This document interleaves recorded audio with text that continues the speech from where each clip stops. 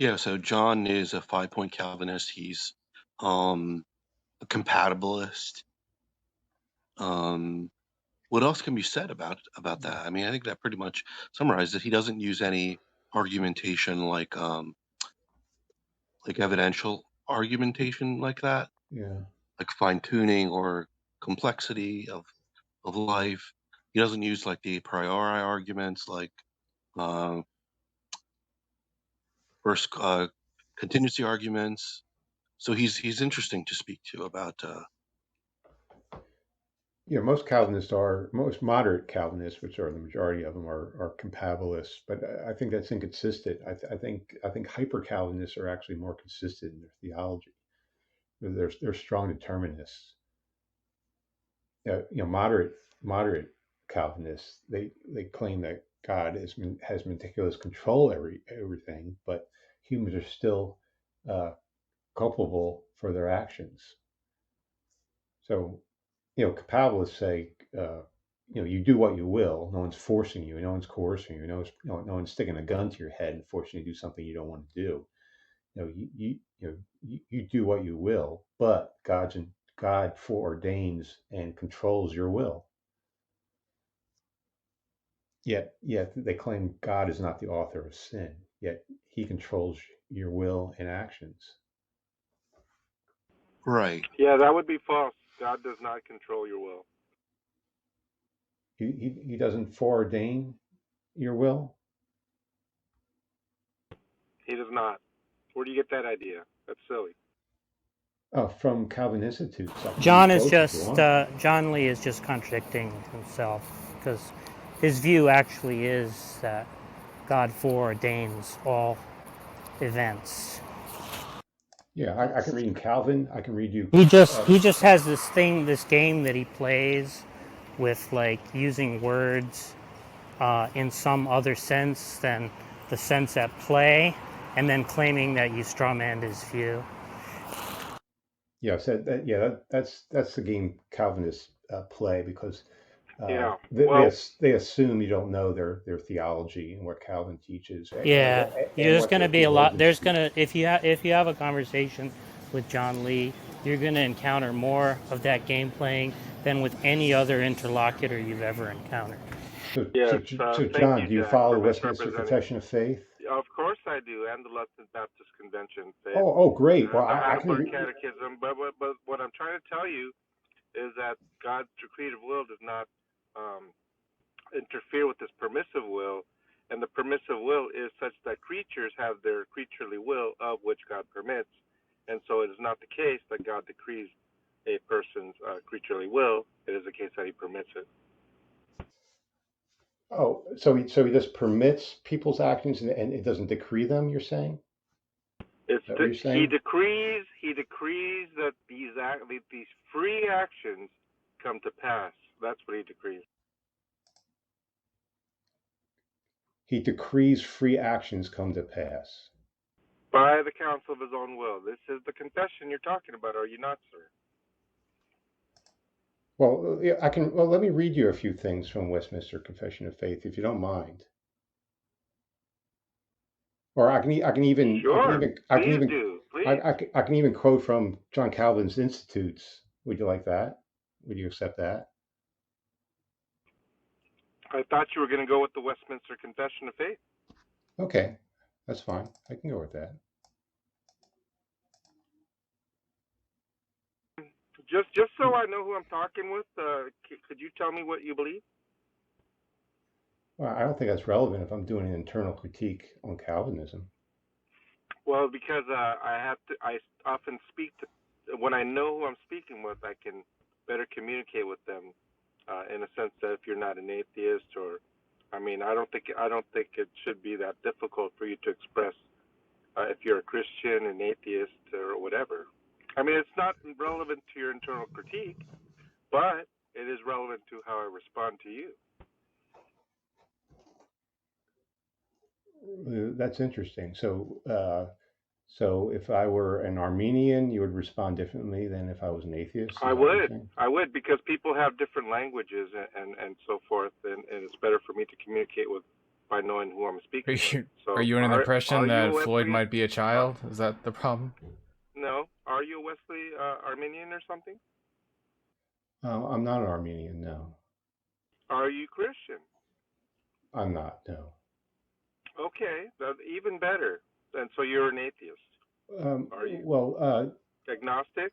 I understand the Christian language, so don't you don't have to you know lighten your language for me. I'm well versed in Christian Okay, so theology. you're coming from a view that God is the author of evil, God is the author of sin by his decretive will, based upon not like a Molinist view, but from an atheist view. Would this be correct? No, Just to be sure. from a Calvinist view. If I'm doing an internal critique. No. This is your assertion that God is the author of evil, is it not? I sure Well, wouldn't claim that. the I'm sure you can claim that that's the Westminster Calvinist Confession of view, but Faith. you're coming. All I'm asking you is, are you coming from the position that God is the author of evil from an atheist view, not a Molinist view, because you're not even a Christian, right? No, I certainly don't subscribe to Okay, but you Molinism. won't even really identify whether you're atheist or agnostic. But in either case, non-Christian, that's fine. Okay.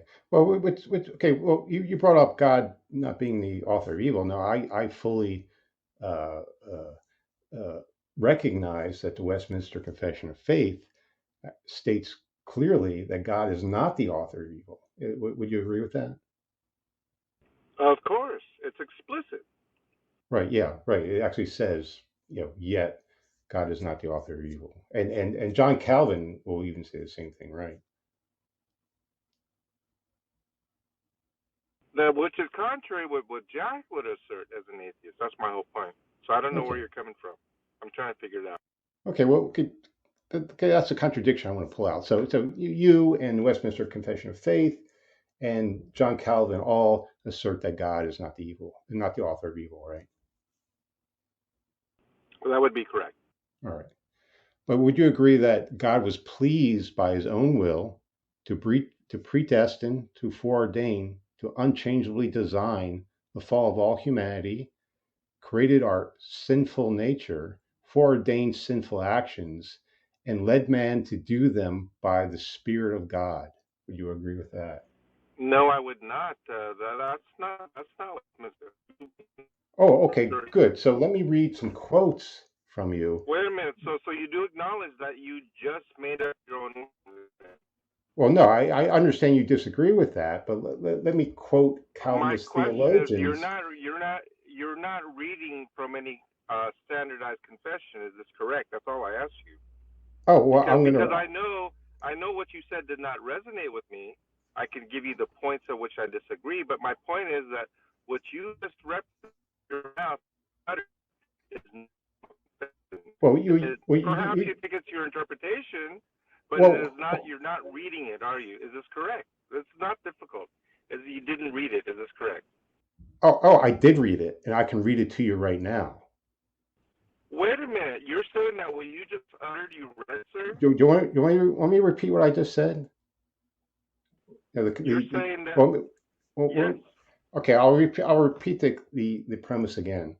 God was pleased by his own will to predestine, foreordain, unchangeably design the fall of all humanity, created our sinful nature, foreordained sinful action, and led man to do them by the Spirit of God. Do you agree with that or not? I don't, because I don't agree that God created sinful creatures. Okay, so let me read you So something. my question is, I mean, it sounded like you iterated it word for word, but my question is, that doesn't sound like it's coming from the Westminster Confession. So my question is, are you reading from some sort of atheist critic or book or from something? You're breaking up a little. If you could turn up your volume a little, it'd be helpful. All I'm saying is, I'm in a little bit bad patch. I'll get in a better patch. Yeah, you're breaking up a bit, John. Yeah, I think I'm a little bit better now. But I guess what I'm Okay. trying to say is, it sounds like you're reading from something. I don't know what you're reading from. Well, You're not reading from the Westminster Confession, is my point. Is this correct? That's all I'm asking. No, it is directly from the Westminster Confession. I can read it to you right now if you like. Could you tell me where in the Westminster Oh, Confession? sure. Yeah, I have it right in front of me, right in front of my face right now. This is the Westminster Confession, 3, section 3 or chapter 3, 3 through 4. And I'll read it directly. It says, by the decree of God, for the manifestation of his glory, some men and angels are predestined unto everlasting life, and others foreordained to everlasting death. These angels and men, thus predestined and foreordained, are particularly and unchangeably designed, for their number so certain and definite that it cannot be either increased or diminished. So that supports when I brought up that God was pleased. Okay, listen. What we just read, right? I 100% agree with. That is not what you said prior. Unbelievable. No, it is. It supports the claim that God was pleased or predestined, foreordained, unchangeably designed. Listen, sir, you're not being honest with me. You stated something in the beginning, right? It was not in the Westminster Confession. And then I asked let me continue. Could you repeat it? You did repeat it, and you repeated it word for word, implying to me that you're actually reading from something. Okay? Yeah. Then I asked you, is it from the Westminster Confession? You said yes, and then you read what you read right now was not what you read. I explained earlier. My question is, you can be honest to tell me that you read it from some source, some secondary source, or you can lie and tell me that you read it from the Westminster Confession. What I explained before was what I first read was a summary of the Calvinist view, and now I can go into detail. And what I said there was several statements. Get the source of your summary, please, so I can look at it. The summary of my source are Westminster Confession of Faith, John Calvin's Institutes, and modern day Calvinist theologians. And can you tell me the author, please? R.C. Sproul would be one. Let me give you some more. Whoa! That was not written by R.C. Sproul, sir. I didn't say that. The first one I read was from the Westminster Confessions, and let me offer some more from Westminster Confessions. I'm not done because my first statement has a bunch. You're reading some polemic from some author that you're not disclosing for some reason. No, I just read from the Westminster Confession of Faith. I can read another one which supports what I just said. No, wait. You did just read from the Westminster Confession of Faith. I can affirm it, right? Right. I can support it. I can defend it. What I cannot support is what you said prior to reading it. Okay? When I listened very carefully, you had said something about God creating. No. Well, I said God was pleased to do. You're breaking up bad now. Right? It needs to be that you A, memorize your own speech, or B, that you're reading it from some source, not the Westminster Confession. I asked you for that source. You seem to confirm that source, and then you're being vague on where you're getting that source from. No, I told you where I'm getting. I read exactly where I'm getting it from. I told you I got it from Westminster Confession of Faith 3 through 4, chapter 3. Yes, and what you just read was not what you said earlier. You do realize yes, it is. Oh. For example, part of what I said was God was pleased to predestine, foreordain, unchangeably design the fall of all humanity. Okay, so I said one that supports the unchangeably designed. Now I talked about the fall of all humanity. Where in the Westminster, sir? And God was pleased to do that. May I ask you, where in the Westminster Confession does it say God created sinful creatures? Okay, let me read you the Westminster Confession of Faith. Can you tell me where it does? Like when you said God created. Wait a minute, sir. When you said God right created now. sinful creatures, can I read it to you? Well, am I allowed to read it to you? May I say this? No, hang on. You asked him to read it. He's going to read it. Be quiet. I'm going to read it. I'm doing what you want. Can I do that? Okay, this is 6. I hope it includes sinful creatures. God creating sinful creatures. Yeah, this is 6:1. This is Westminster Confession of Faith 6:1. Our first parents, being seduced by the subtlety and temptation of Satan, sinned and in eating the forbidden fruit. This their sin, God was pleased, according to his wise and holy counsel, to permit, having fully purposed to order it to his own glory. So he ordered it. He was pleased to do it. Amen. Amen. Stop interrupting. So once again, sir, with the first two statements that you stated was that God created sinful creatures, right? You read something different, chapter 3. Right now you read chapter 6, right, of which I'm familiar with. What I'm saying is what I'm not familiar with is what you stated, and then you lied to say that you're reading from the Westminster Confession. Later you admitted that you're reading I'm from not done. source. I asked you for the source. I asked you for the author, and you said R.C. Sproul. There's no way in hell R.C. Sproul's going to say what you just spewed out. I would like for you. No, I told you the sources. It's a combination of sources. By which you stated your first series of accusations against the Westminster Confession of Faith. You're not willing to do that. Why would I further engage with you? I'm not willing to do that. You're not even letting me do it. Yeah, I declined to further. Yeah, he's tapping out. He does this thing where he likes to claim that he's always the last man standing. So he must think that he's losing if he's tapping out. I'm not really sure why he's afraid to engage with you. I don't get it. But he must think that he's losing. The recording's already clear that he's reading from something that is not the Westminster Confession of Faith. Yeah, you'll say. We know perfectly well that you'll say anything, that you'll make any excuse, right? I mean, you should know by now that anything that you say, right, is just going to be automatically discounted by me anyway. Probably by most of the people. Fine. So I don't know why you go through the motions. I really don't understand it. Yeah, that's fine with me, Jack. I've never seen him tap out like that. I know. I'm a little surprised because I didn't really see why. What? Maybe I don't know. I don't know what it is. Yeah. See, look at how triggered he is. Yeah, but you'll talk to people dirty as pond scum all day, even if it were true. I will. But then listen, this guy's just watch him make excuses. Now you're just repeating what you said before, right? Which Tom pointed out you do all the time. Right? Like, why would you repeat it? Here's what you said, John. This is just so hilarious. Wait, shut up until I'm done. This is just so hilarious, right? You said this guy is dirty as pond scum, right? And then Tom pointed out that you talk to people who are dirty as pond scum all the time. And then you know what you just said? You said, well, he's just a liar, right? Which is just repeating the claim that he's dirty as pond scum.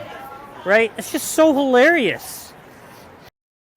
Yeah, I'll deal with people who are dishonest, Tom. But I mean, as someone who. So then, why did you say that him being dishonest was the reason why you didn't want to talk with him? You're not even letting me finish, Jack, because there's one thing in someone like Jack being dishonest, asking me a few questions here and there. That I'll deal with a guy like Jack. But if Jack is going to make certain assertions and misrepresentations, I don't see you doing that, Jack. I'm just not going to engage in that. That has nothing to do with it. You said dirty as pond scum, right? Tom is saying you'll talk to people dirty as pond scum, people you judge to be dirty as pond scum all the time. Right? That's correct. So pointing out that, these things come, that's correct, right? So then why did you adduce that as the reason why you wouldn't talk to him? Well, John, do you agree? I already gave my reasons. What was his reason, Tom? Maybe I didn't catch it. What was the reason that he gave? Wait, but isn't saying that he's a liar just saying that he's dirty as pond scum? Yeah. Well, John, do you agree that God was pleased that our first parents fell into sin? Do you agree with that statement? That God was pleased to have our first Listen, parents I'll fall continue into the sin. conversation I'll continue the conversation if you just simply disclose the source that you read the first. I told you exactly where the source. This is Westminster Confession of I Faith don't really 6:1. understand why the source No, matters. it's not, sir. No, Well, what you said in the beginning did not come from the Westminster Confession well, of Faith. I explained. I did. explained you at the very beginning that my first statement was a summary statement of what Calvinist believes. Now I have to break down From each where? part of that Summary through. statement from where, sir? Can you give What us if a he link? wrote it himself? What then? I'll tell you what. Can you give one of these mods the link of your summary statement and so that they could pin it up? Could you do that? Sure. Thank you. Then I will. If you're willing to do that, I will continue conversation. All right. I put it in a room chat. Is that a good place to put it? And I'll read it to you again. God was pleased by his own will to predestine, ordain, unchangeably design the fall of all humanity, created our sinful nature, foreordained sinful actions, and led man to do them by the Spirit of God. So let me ask you again. Do you agree that God was pleased to have our first parents, which are Adam and Eve, fall into sin? Still waiting for the link. He copy pasted word for word what he just said out loud into the chat, so you could read it yourself, John. Still waiting for a link. I can actually, I can offer this in a deductive syllogism if you like.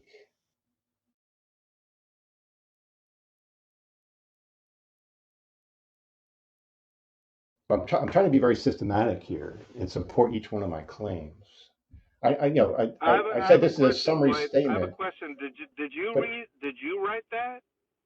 God was pleased by his own will. Did you write that, or are you claiming that? I'm summarizing what the Westminster Confession of Faith, what Calvin's institutes, and what Calvinist theologians say. Is that your own original summary? Did you? No, it's not. It can't be.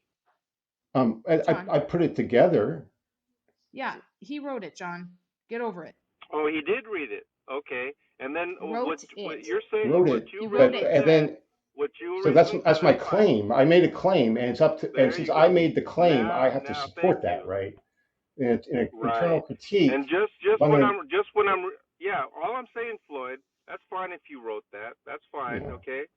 But if you're so it's my claim, I'm making the claim. What you wrote is in the Westminster Confession. When you first read it, I knew it wasn't from the Westminster Confession. I knew, but then you kept insisting it was. Yes. And then when you I'm gonna support what I wrote. He said it was a summary. He said it was a summary of it, and now he's supporting that summary. Yeah, so I made the claim. I made a personal claim, so it's up to me to now support it with from Calvinist sources, and I would think the Westminster Confession of Faith would be an authoritative source for Calvinist theology, and it sounds like you agree with that. Right. The point is, when you said created our sinful nature, right? Yeah. Nowhere in chapter 3 or chapter 6 did it say that, or maybe you think it says that. Well, I said more than that. Now, as far as creating our sinful nature, he made fall, which made us totally depraved, right? So, being totally depraved means we have a sinful nature. Would you agree with that? Yes, there's reasons why we have a sinful nature, but it is not because he created it. That's my point. Well, how did we get this sinful nature? How did we get that? How did that come about? What caused? By separation. Was Adam and Eve? Was Adam and Eve created with a sinful nature? No, they were not. Because that's my whole point. Hang on, let me finish here. Clearly, when God created everything in the world, he called it very good, Genesis 1:31. You acknowledge that they did not create them with sinful nature. And you will notice in Genesis chapter 2 and Genesis chapter 3. What did I acknowledge? I didn't acknowledge that. Okay, well, I'll say it this way. Clearly, the Bible says that he called it very good, which includes the creation of Adam and Eve. and I would think it would be very good for that humans fell, that the first parents fell from grace as well. That would be very good as well, according to God, right? No, why would you call sin very good? Because that's what the Westminster Confession of Faith says. No, it does not, sir. See, Oh, let me read it to you again. Clearly, you don't understand the Westminster Well, Confession. let me read it to you again. This is 6:1. Our first parents being seduced. I heard you, and I affirm John, exactly stop what you just interrupting. said. Okay, well, again, Here we go. Listen, Jane, you want me to leave? Fine. How about you stop interrupting? Oh, you're gonna not be the last man standing again, John?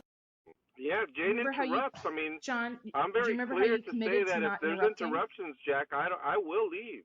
No, And that's I'm telling you. I'm that's telling you very beforehand. that's So if very there's no clear Jane, interruptions, that just you that's won't not see me leave. that's very yeah, I clear kind of that want to that's hear not this, and I consistent. think he's just trying to use you for like an excuse to leave, Jane. So just like, Yeah, I'll be quiet. Listen, Jane could sit there and shut up the whole time, and you won't see me leave because of Jane. How about?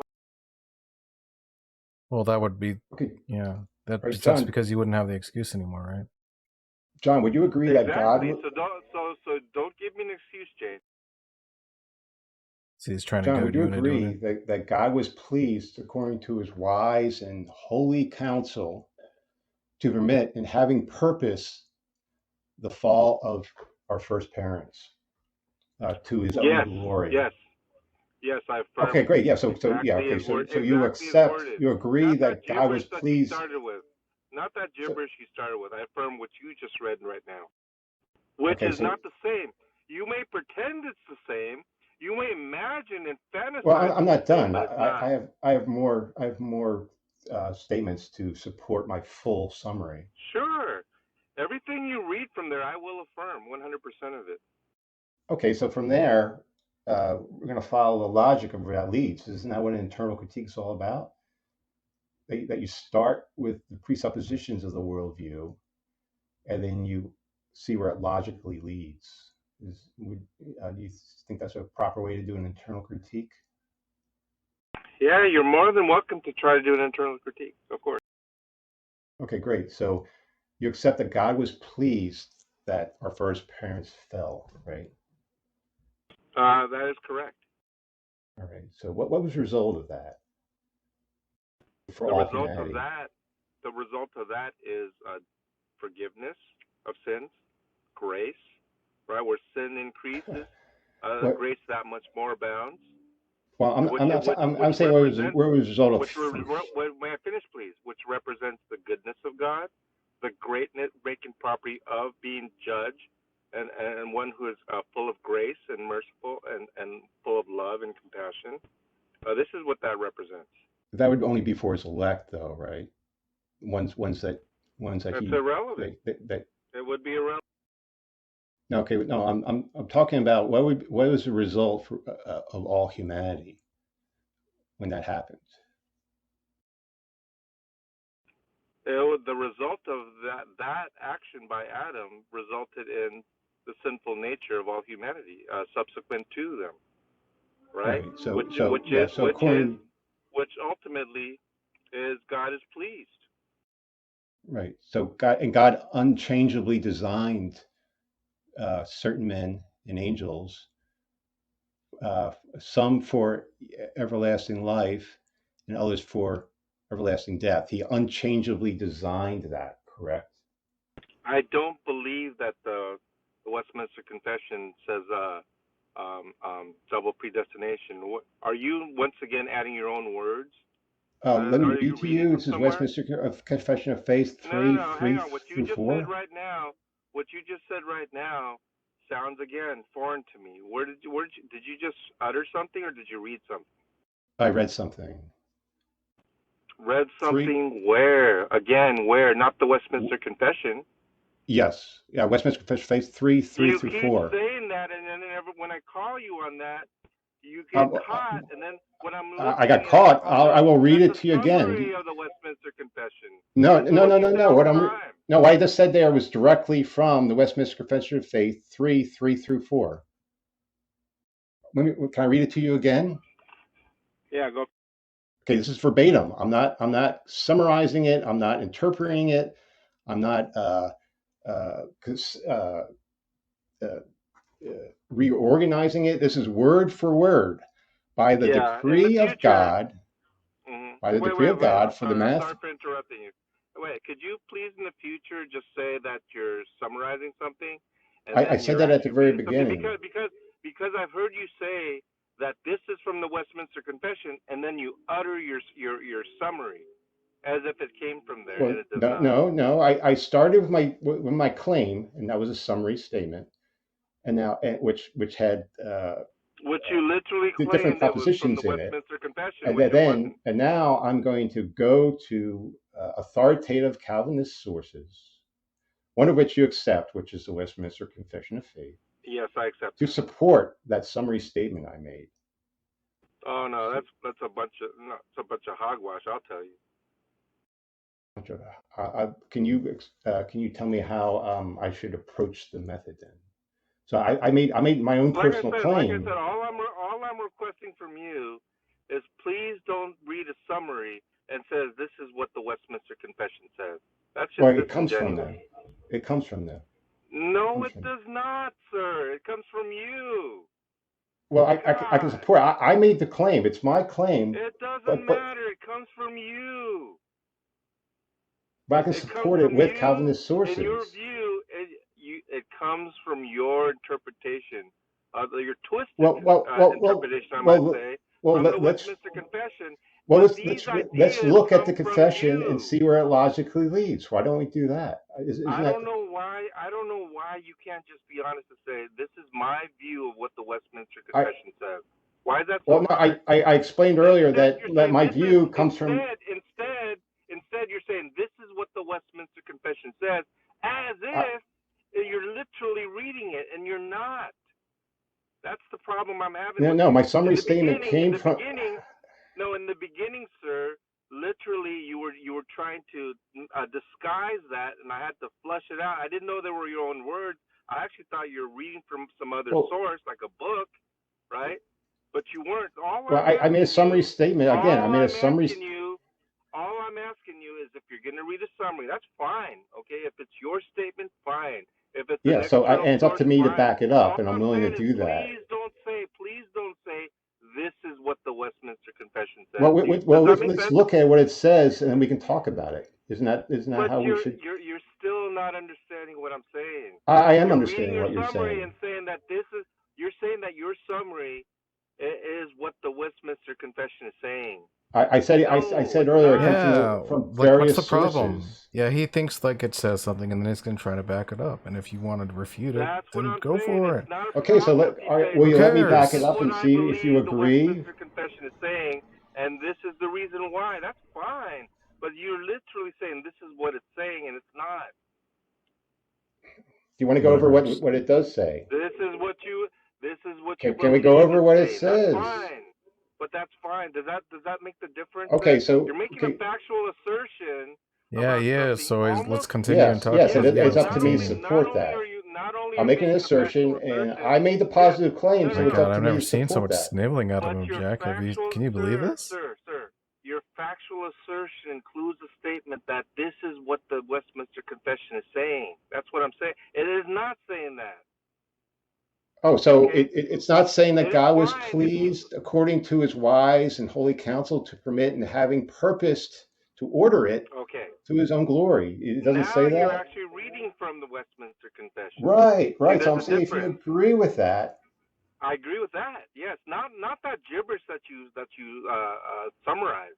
That's what I'm contesting. Well, okay. Well, one of the things I said was God was pleased to predestined, foreordained, and unchangeably designed the fall of all humanity. So that's one of the statements I said.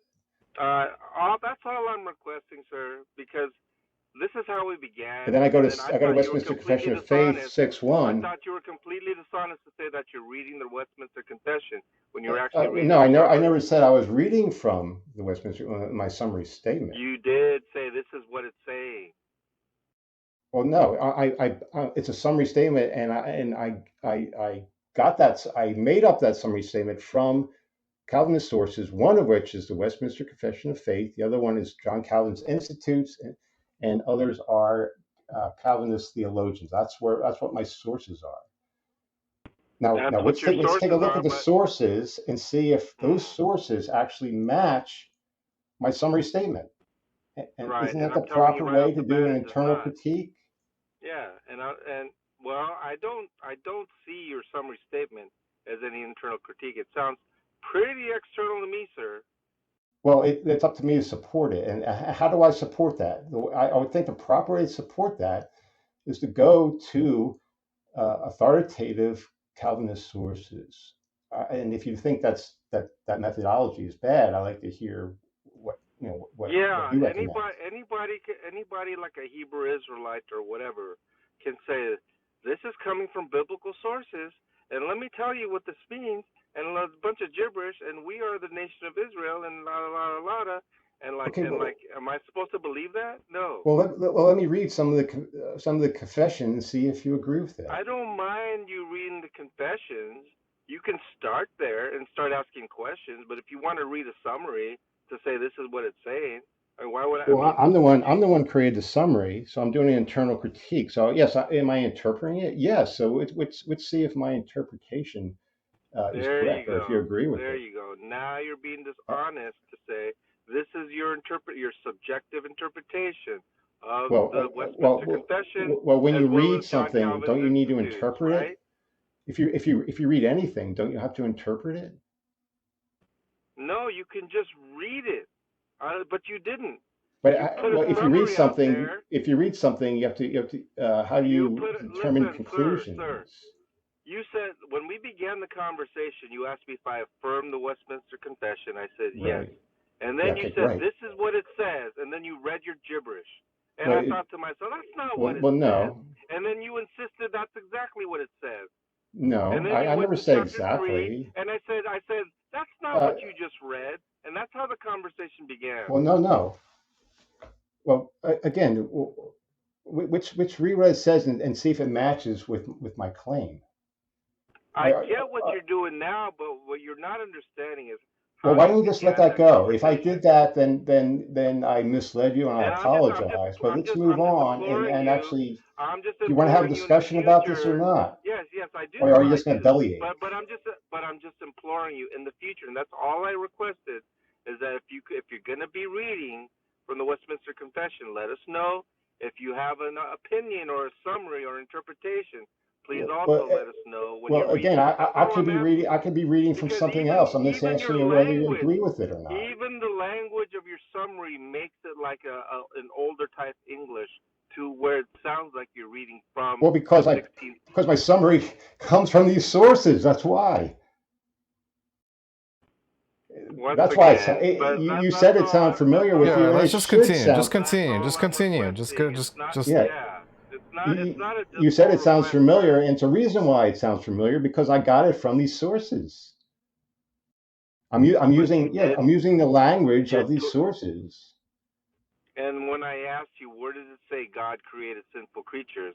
You could not find any language that Well, referenced it. I'm not quoting anything at that point. Then what are you I need to interpreting? establish What are you that. interpreting? What What am I interpreting? Well, sentence?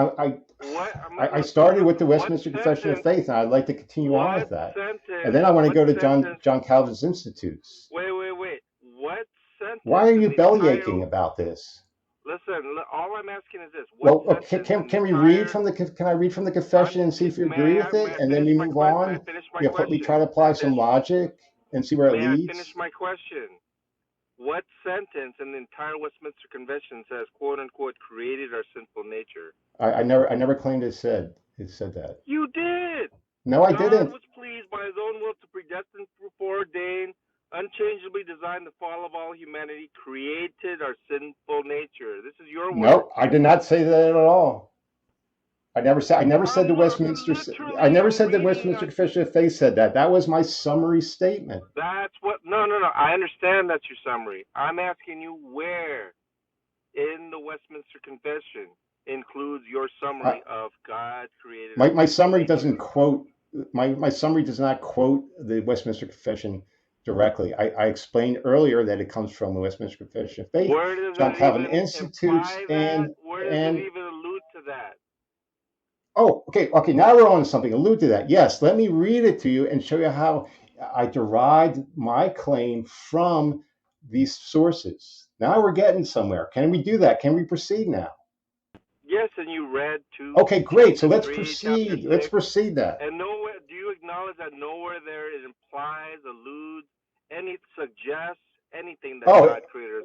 oh no, And it we disagree. absolutely alludes, suggests, implies, Okay, derives, okay. logically Let- logically Well, yeah, infers that okay. it does. Yes, So let's that's have what I'm that. affirming. I'm Yeah. absolutely affirming that. So I Well, disagree with what you're saying right now. and when you say and then comma So it's foreordained up to sinful me. action, It's up to hang me on. to When show you the say logical inference, right? yes, but Yeah. when So you say let me. Can I do that? may I Can we move finish? on and let me Then do that? yes, we It's my can. But all I'm burden. saying is It's my burden, right? So since it's my right. burden, why won't you God, let me John do is that? terrified. I've never ever seen John Lee like this. Why So can't you when get it over it? Can says we move on? yes, and so all I'm Okay, saying is let's do it. when it says Great. foreordained, Great. Let's hang move on. Yes, on. Are you're you ready? interrupting me again. Are you You're ready? interrupting Let's me move again. on. Are you ready? Yes, I'm trying to Okay. move Okay. on. And So then so when you say let's start with may I Westminster. finish my sentence, please? Okay. Go ahead. Moving Go on ahead. means I get to speak. Okay. When you say foreordained sinful actions, you acknowledge that the Westminster Confession of Faith says that God is not the author of evil, and so even explicitly so, there is no reason for you to say foreordained sinful actions unless you're going to say that the Westminster Confession is speaking out of both sides of their mouth. No. No. That's what Then that. there is If no reason. There is no reason for you to say there absolutely is a foreordained reason. sinful action. All right, John. Oh, there absolutely I've is. kind of let you have like the ability to just keep just like talking, but I'm gonna have to insist at this point because you've been bellyaching for about a half an hour, and I want Floyd to lay out his case, right? Okay. Yeah. So please let him do so. Go ahead, Floyd. Okay. Let's review. Don't Okay. interrupt Let's him, review. John. Okay. Let's review. So you agreed, according to Westminster Confession of Faith 6:1, that God was pleased, according to his wise and holy counsel, to permit and having purposed to order it, and it being the fall of our first parents, to his own glory. You agree with that, right? You agreed with it earlier. Do you still agree with that? Of course. Okay. And you also agree with Westminster Confession of Faith 3 through 4, that God, for the manifestation of his glory, that some men and angels are predestined for everlasting life, and others are foreordained to everlasting death, and that these people are unchangeably designed, and their number is so certain and definite that it cannot be increased or diminished. So they were unchangeably designed for either everlasting life or everlasting death. You agree with that? This is from Westminster Confession of Faith 3 through 4. Hello? Yeah, I'd have to look at it. You're saying you read it Yeah, I read it. Let me read it to you again, verbatim. because some a part of the last part, the very last part of it sounded a little strange. Is why. Okay, let me read it to you I'll read word from word from the beginning to end. This is Westminster Confession of Faith, chapter 3, statements 3 through 4. Okay, and people can Google it. You can Google it. You just Google Westminster Confession of Faith, go to chapter 3, and you can read along with me. And I can post it. In fact, let me do that right now. I'm going to post it in a room chat so people can keep me honest. And I'm also going to add 6 through 1 as well, so people can play along at home. Whoops, that was a little too long here. I can't. Okay, I have to do one at a time. Apparently you can't do too much at once. So I'm going to paste it in a room chat. Hopefully it'll take it. It's too long. Let me just do one at a You time. can always break it up in half and then put Yeah, that's both. what I have to break Do it that up. a lot Yeah. of times. All right. So someone else can read too if they want. If other people in the room can join along if they want to read it. They can join in on the fun. All right. So, okay, I got it. Okay, so this is in room chat, and I'll read it right out of room chat. And I got this is Westminster Confession of Faith 3:4. It says, by the decree of God, this is not a permissive will, this is a decretive will. It says, by the decree of God, for the manifestation of his glory, some men and angels are predestined onto everlasting life, and others foreordained to everlasting death. These angels and men, thus predestined and foreordained, are particularly and unchangeably designed, and their number is so certain and definite that it cannot be either increased or diminished. So I read that word from word. Yeah. Little hiccups here Yeah. and there. Yeah. Yeah, I agree with that. What Great. I thought I heard you say was something about predestined to eternal death or something like that, which is it's talking about the ordination. So okay, it's a decree. Yes, Yeah. I agree with that. All right. Oh, super. Okay. And Westminster Confession of Faith, this is 6:1. I'm going to paste it into. In other words, there's the Lamb's Book of Life, and an exact number of unchanging people will be saved, and an exact number from prior to the foundation of the world will be damned. Right. And you agree this is his decretive will, not his permissive will. You correct? Yes, it's a decretive will. Absolutely. Right. So this is Westminster Confession of Faith 6-1. Our first parents, being seduced by the subtlety and temptation of Satan, sinned in eating the forbidden fruit. This their sin, God was pleased, according to his wise and holy counsel, to permit, having purposed to order it to his own glory. We agree with that. This is, again, 6:1. Yeah, I already agree with that. You read that first before chapter 3. Right. So, yeah. So I agree with both. All right. Okay. Next I'm going to read from. Issue? Next I'm going to read from John Calvin's Institutes. This is Book 3, Chapter 23, Paragraph 7. Okay. So again, I ask, whence does it happen that Adam's fall irrevocably involved so many peoples, together with their infant offspring, in eternal death, unless it was so pleased God? So again, God was pleased to do this. The decree is dreadful indeed, I confess. Yet, no one can deny that God foreknew what end man was to have before he created him, and consequently foreknew because he so ordained by his decree. And yes, it ought that's not correct. it not ought to seem absurd for me to say that God not only foresaw the fall of the first man in him and ruined all his descendants, but also meted it in accordance with his own decision. So again, God didn't just permit it; He decreed it, and he was pleased to do so. This is John Calvin's Institutes of Christian Religion, Book 3, Chapter 23, Paragraph 7. Do you agree with that? Yes, I do. Okay, I have a question. It seems to me that just from what you're reading, it seems like you're trying to argue some sort of like a hard determinist position to someone like myself who holds a compatibilist view. Is this correct? Is this your line of approach? Well, I'm gonna take these three statements that I took and then compare it to what I said in my summary statement to see if it matches. Because you said you disagreed. Because you said you disagreed with my summary statement, but you agree with these three statements. Trash. All right. So I said yes, God was. Yes, I do agree with those three statements, and your summary statement is trash. Okay, so let me go back to my summary statement. God was pleased to predestine, foreordain, and unchangeably designed the fall of all humanity.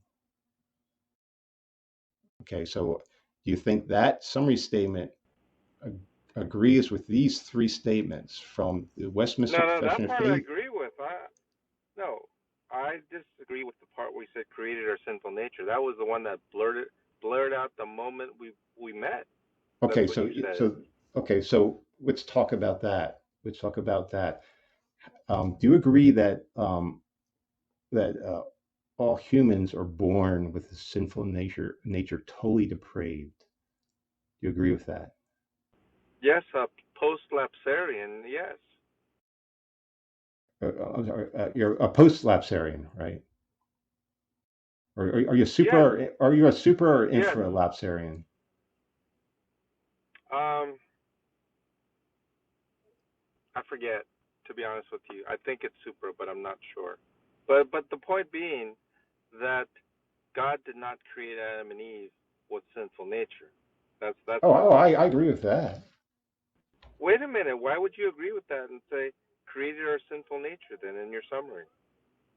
I'm talking about our sinful nature, the sinful nature of all humanity. No, No, he supralapsarian. did not Well, create our he did just to not create our summarize. sinful nature. We just because we inherit our sinful nature from Adam does not necessitate that God is Well, creating our sinful again, nature. the question is They're where. mutually exclusive.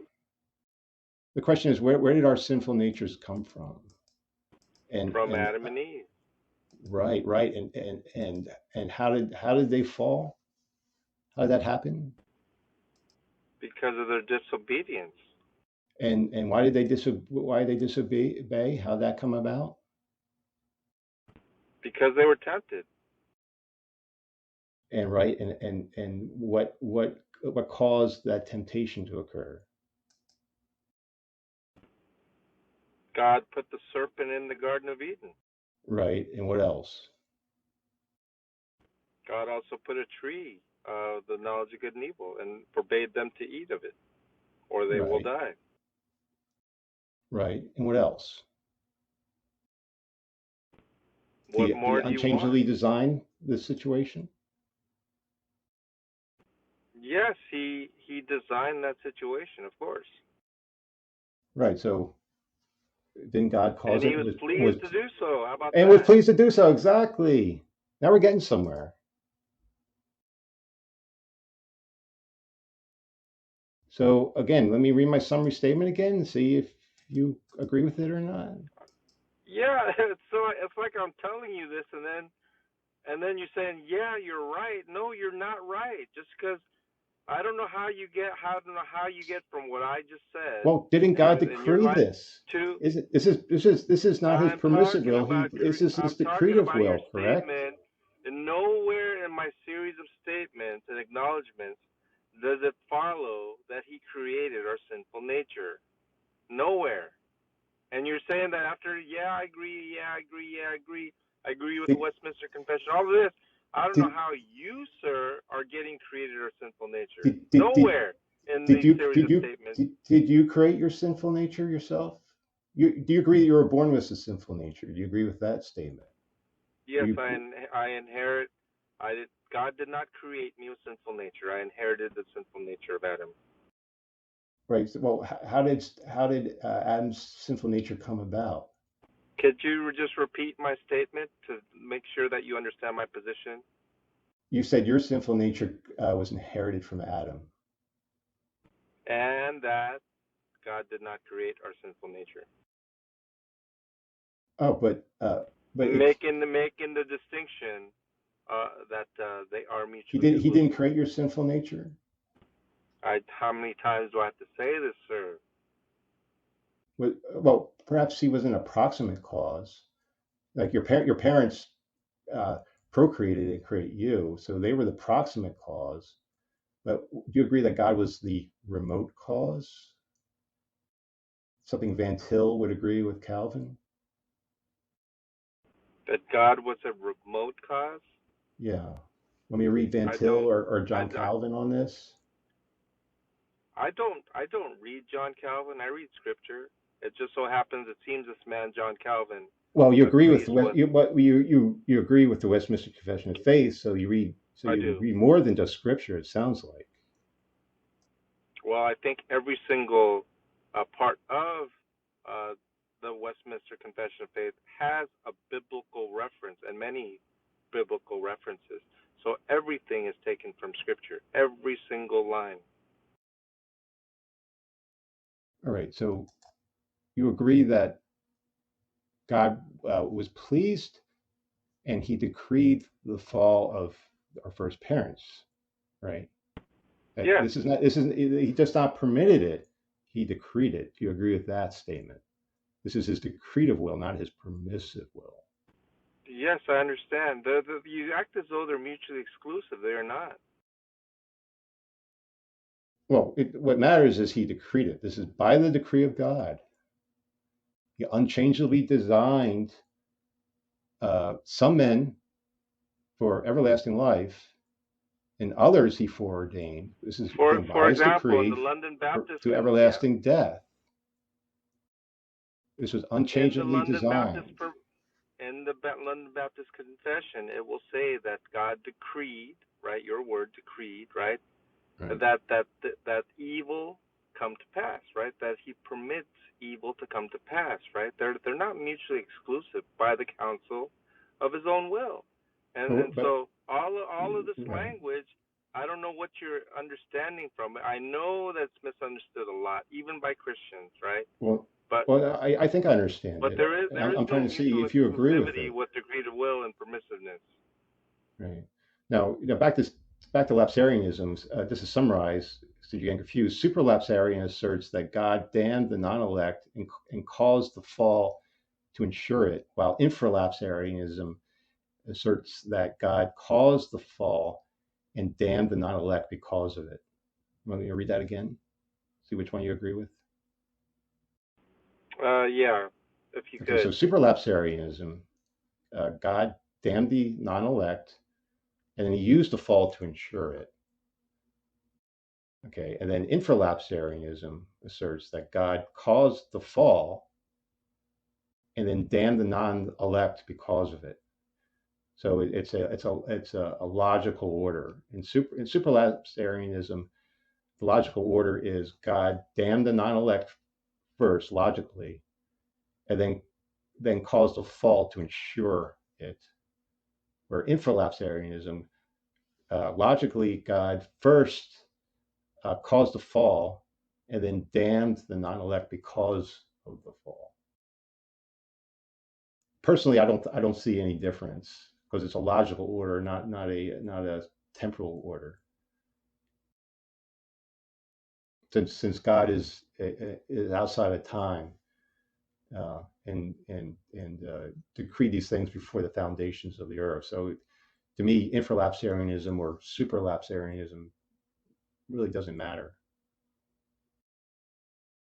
God still decreed it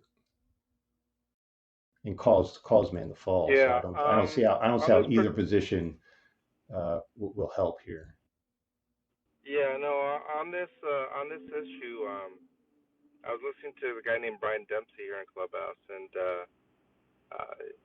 it is important to hold to one position over another. Well, I just don't remember exactly which position he held to. I think it was supra, but I'm not sure. Well, with superlapsarians, it's a view that God's decrees of election and reprobation logically precedes the decree of the fall. Lapsarian lapsus, it's a Latin root for fall. That's what lapsus is. So Right, I do know all lapsarianism of is the that, but study of the logical order of God's decrees around the fall of Adam and Eve. right, So yeah, so what I would say is that that God, prior to even creating, knew the beginning and the end of everything, and ordained it to be so, right? Decreed right. it to be so, I agree. Yeah. right? Again, yes, And it's a so, logical order, not a temporal order. right, Right. So you can take either view. Superlapsarian is a view that God's decree of election and reprobation logically preceded the decree of the fall, where in infralapsarianism, God's decree of election and reprobation logically succeeded yeah, the decree of the I fall. hold to supra, I hold to supralapsarian, pretty Right. sure. Okay. Yeah. So with superlapsarian, God decreed who would be elect and who would be reprobated, and then He decreed the fall of Adam and Eve. Yeah, I would fall to that Right. view. So, okay. So, all right. Okay. So this is interesting. So you stated that your sinful nature came from Adam and Eve, correct? That's correct. Right, but you're a superlapsarianism, and God's decree of who would be elect and who would be reprobate logically preceded the decree of the fall, right? So God decided Yeah. whether you would be elect or reprobate before he decreed the fall of Adam and Eve. Yet you say that your results came from Adam and Eve, right? Right. Yeah, I see no But contradiction. his yeah right but his decree of whether you be elect or reprobate logically preceded that decree. So he made the decision whether or not you would be elect or reprobate even before he even decreed that Adam and Eve would fall, according to your Right. view. Yeah. Yeah. All right. So Yeah. let's get back to who So, created your sinful nature. Hmm? well, it certainly wasn't God. Sinful nature is not created, first and foremost. Did you create your sinful nature? It had to come from somewhere. Yeah, it did come from somewhere. It came from Adam and Eve, basically. And when Which we look at Lucifer's fall as well, which they were God created. He was created perfect, and so which it is a case that they, in their own actions, became sinful. They fell short of the glory of God by their own actions. through their libertarian free will or through the sovereign decree of God. Remember, you're a superlapsarianism. You're a superlapsarianist, right? So again, did that come through Adam and Eve's libertarian free will, or through God's decree of election and Well, it is. reprobation, which logically preceded the decree of the fall? Right. And so it is by God's decree, right? But God's decree to permit that these things come to pass. There's a difference. Oh, so his decretive will uh, uh, decreed his permissive will. That's what you're saying? His decretive will is such that he permitted these things by the counsel of his own will to come to pass. So you're saying he decided to permit, but he didn't decide to cause. Is that what you're saying? That's correct. So in other words, he's just permitting it. He didn't actually decree it. He didn't foreordain or predestine it. No, he did both. He did both. That's He what did I'm trying to both. tell you. Of course, they're not mutually exclusive. Well, all that matters is if he did decree it. Did he decree it?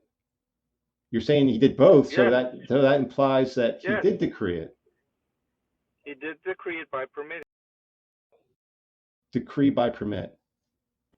That's right. That's explicit in the language. Or are you not aware of that?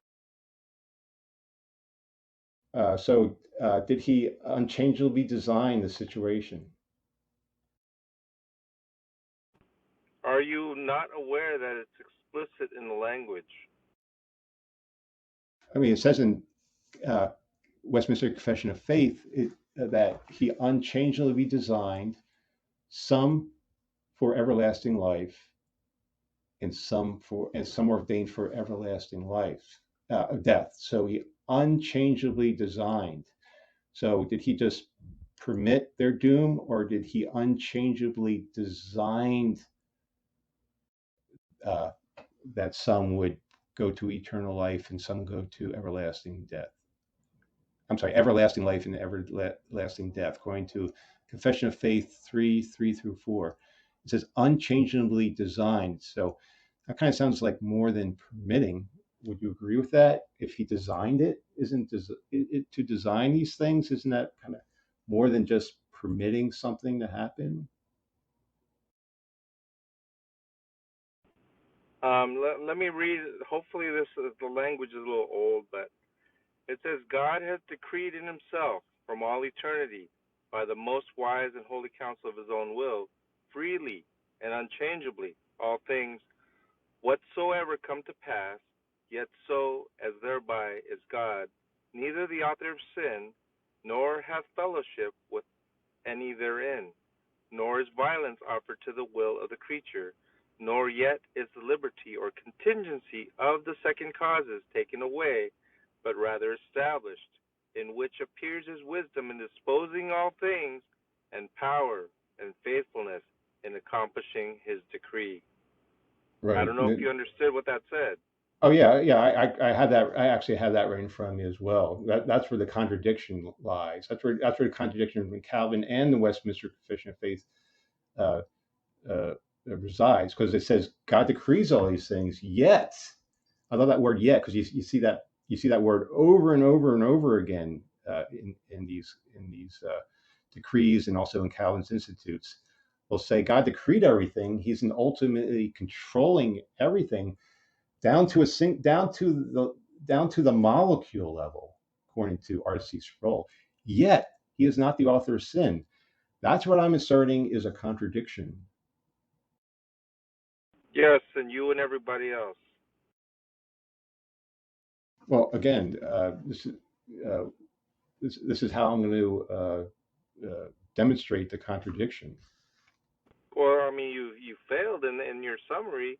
You're just repeating I failed. contradiction here. I don't see how I failed anything. You're agreeing with me so far. You failed in demonstrating that when you just said right there where you said created sinful nature, right? Yeah. It's explicit in the language. He unchangeably designed it that way. And then I asked you in the beginning. It's either the case. Now we're getting back to this again. I thought we got past that. I'm asking you if you find contradiction in the literature. You actually said no, and just no. I just said yes. I said I do find contradiction in the literature. I just said yes. I just said like a minute ago. You just said no. When I talked about how it says yet, I said that's a contradiction. Yes. And that's the whole case I'm making from the very beginning. I was wondering what approach you were taking, right? I thought I explained my approach at the very beginning. Okay, this is well, internal I'll tell critique. you what. I heard different. I'm sure I heard different, but that's fine. A minute ago, you were clear to say yes. I'm claiming contradiction in the literature. That's fine too. But from my understanding, you were not taking that approach. But now it's clear that that is actually your approach. Yeah, that's what we do in internal critique. You do a reductio ad absurdum. And how do you do a reductio? Well, you try to locate some sort of contradiction. Yeah, and so I would say that there is no contradiction there in terms of what's written. Right. So it's my burden to show the contradiction. That's my burden. Sure. Right. So again, my view is that that moderate Calvinists like you and the Westminster Confession of Faith, which you just read, will assert that God is not the author of sin. Yeah, just to let you know, I read the London Baptist Convention, chapter 3:1. I mean, it's not radically different from the Westminster. No, it's not radically different, but it's more precise in the understanding. That's why I read it. So, but again, I think where the contradiction lies is the Calvinist God. He meticulously controls everything, and yet you say that he's not responsible for actually controlling it. I consider that a contradiction of A and not A. He is in control. He's sovereign, sure, but once again, the question is whether he's the author of evil or sin, and he's not. Yeah, well, we need to establish what would make someone the author of evil. Like if an author of a book could have like a murderer in a book, right? He's a character, and the author would have the character murder someone, right? So the character was the proximate cause, right? But the author was a remote cause. But he's the author. He wrote the story, right? He's the author of the story itself, right? So does that make the author of the story the author of the actions of the characters? No. It doesn't. No, could not could the Or characters necessarily. do Floyd, I could think you've characters do already otherwise? Could the on that. characters do otherwise?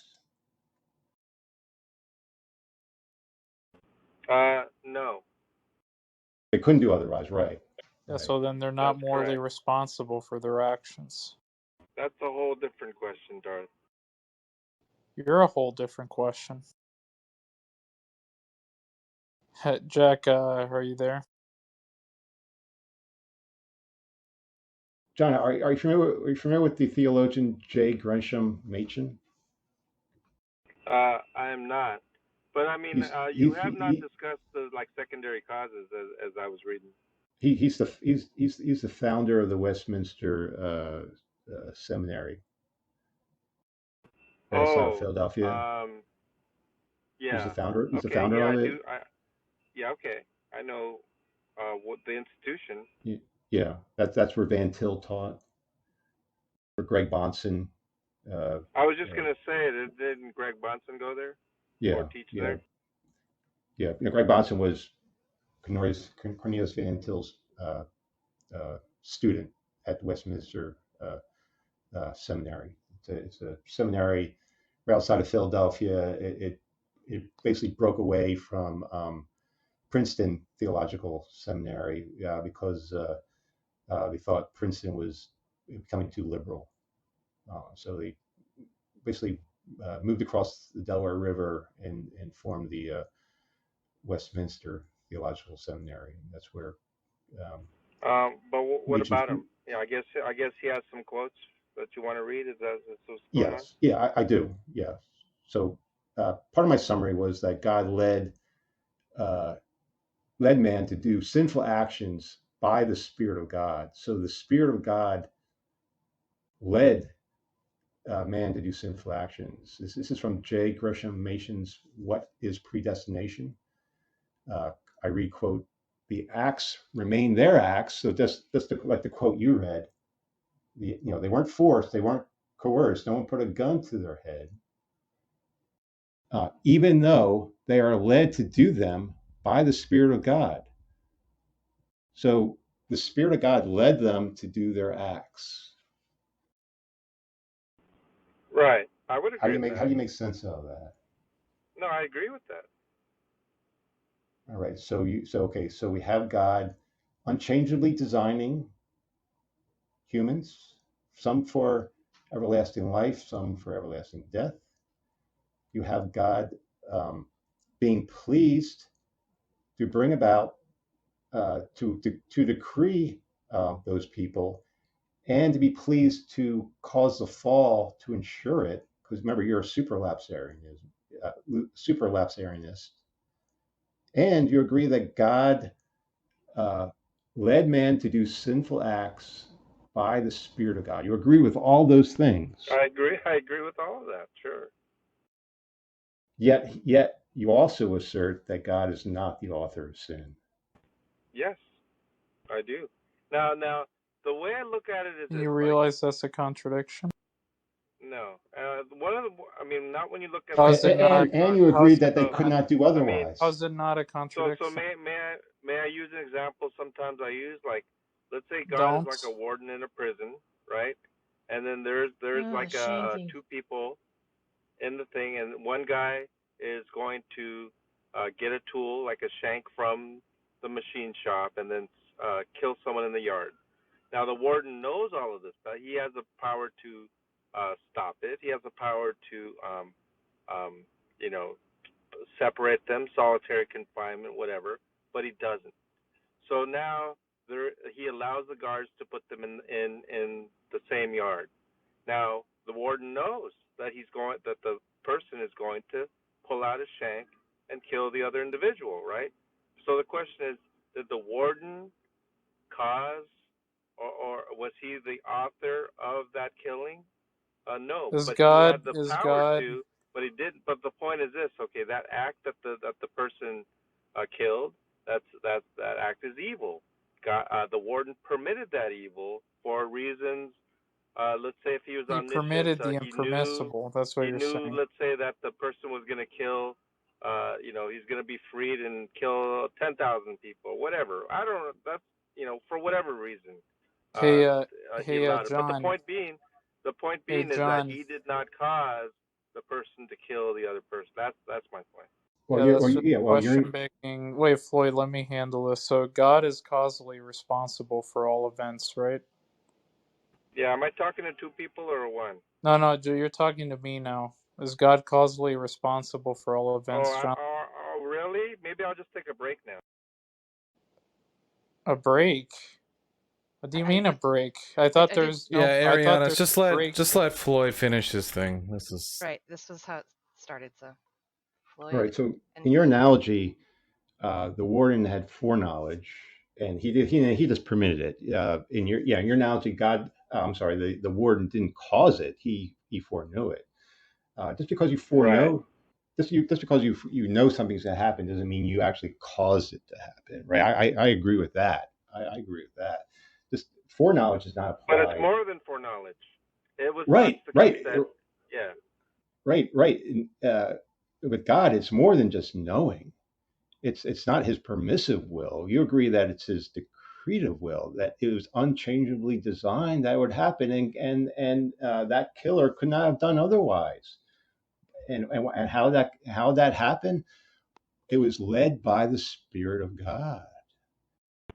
That's correct. And so in that analogy, it is such the case that So if what's the remote cause? the At least there's a warden, proximate cause and a remote cause, yeah. but it's a So what I'm trying to cause, say is, right? yeah. So in that analogy, the warden had the power to prevent it, but he was unwilling to prevent it, and the unwillingness had to do with uh, a good that pleased the warden to do so, right? So yeah, But it wasn't for. Go ahead. so God could have acted, but he didn't. Correct? That is Or I'm sorry, the absolutely correct. warden. The warden could have acted, but he decided not to act. Right? Yes, for good and sufficient reasons. Right.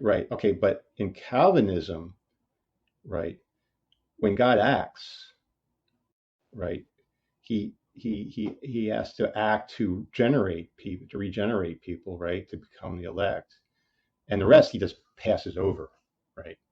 He passes over, so he does nothing. So, That's well, a proper way to understand it. I appreciate right, that. passing over, right? So for anyone to go to heaven, it's up to God's will. It's God has to act. It is nothing to do with the individual themselves, right? And if God doesn't act, he'll just leave the reprobate alone. He'll pass over them, leave them in their sin and their sinful, damned state. That's correct. Correct. That's correct. Right. So the question is, how did they get that that reprobated damned state? Where did that come from? How did that come about? It came about from Adam, inheriting it from Adam. We already discussed this. Right, and we discussed that you being a superlapsarianist, that that even before he decreed Adam would fall, which he did decree himself, but even logically uh, preceding that was God's decree to have people either reprobate or elect. So in your analogy there, that killer that God simply just allows, that permits to happen, he actually decreed that it would happen. Yes, he actually decrees that to happen in a sense Right. that So he just he didn't just lets he lets so the killer just choose to kill, and he didn't stop it. but also his actions, his act was led by him as well, right?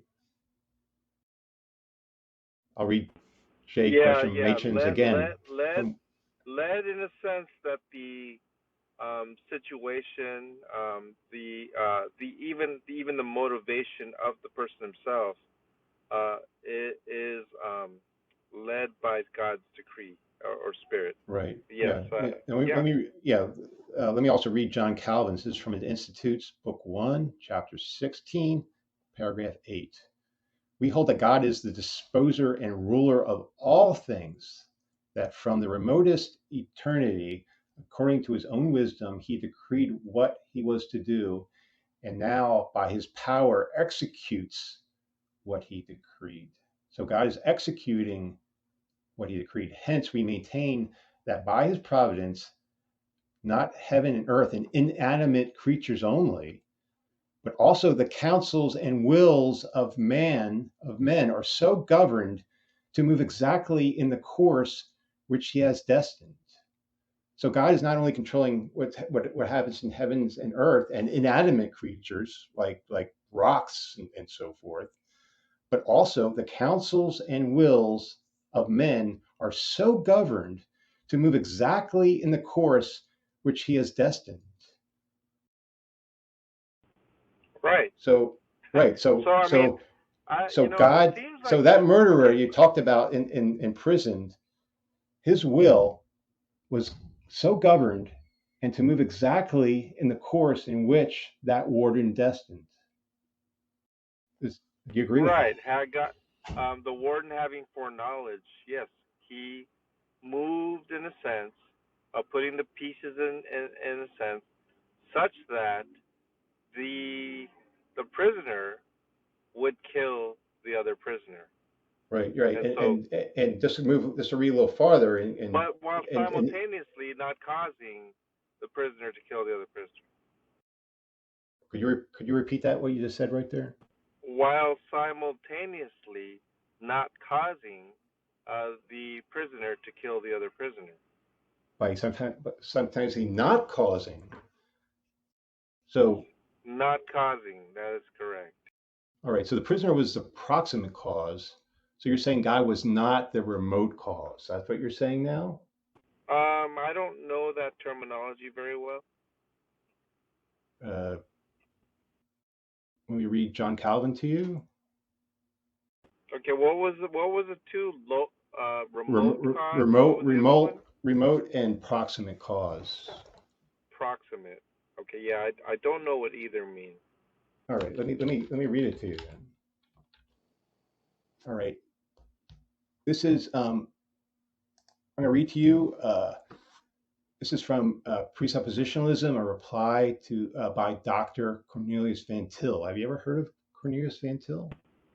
Yeah, presuppositionalist. Yeah. Cornelius Van Til, in his reply to J. Oliver Bussell, writes, Calvin denies vigorously that he makes God the author of sin. And you agree with that. Yeah, Calvin denies that that God is the author of sin. And the Westminster Confession says that, and you agree with that statement, that God is not the author of sin, right? Yes. All right. I have with equal constancy, Van Til, I think his English was not his first language. He doesn't write clear sometimes. Asserted that eternal death to which man rendered himself subject so proceeded by his own fault that God cannot, in a way, be considered the author of it. Here, Calvin makes a distinction between remote and proximate causes. As the proximate cause of sin, man is guilty before God. So, yeah. So, in your example, the murderer, did it himself. He was the proximate cause, right? Yeah. Mm-hmm. Right. When therefore you object to my saying that God is the ultimate cause, back whatever so comes to pass, you'll also need to reject Calvinist distinction between proximate and remote causes. I was simply reproducing Calvinist argument against Pigley.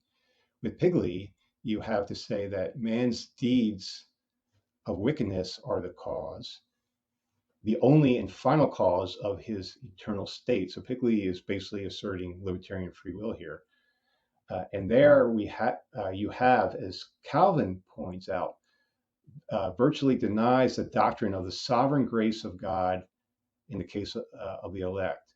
I do not think that you can show how Ephesians 1:11, which says that God worketh all things after the counsel of his will, is a very different statement from saying that God is the ultimate and remote cause back of all things without falling into Arminianism.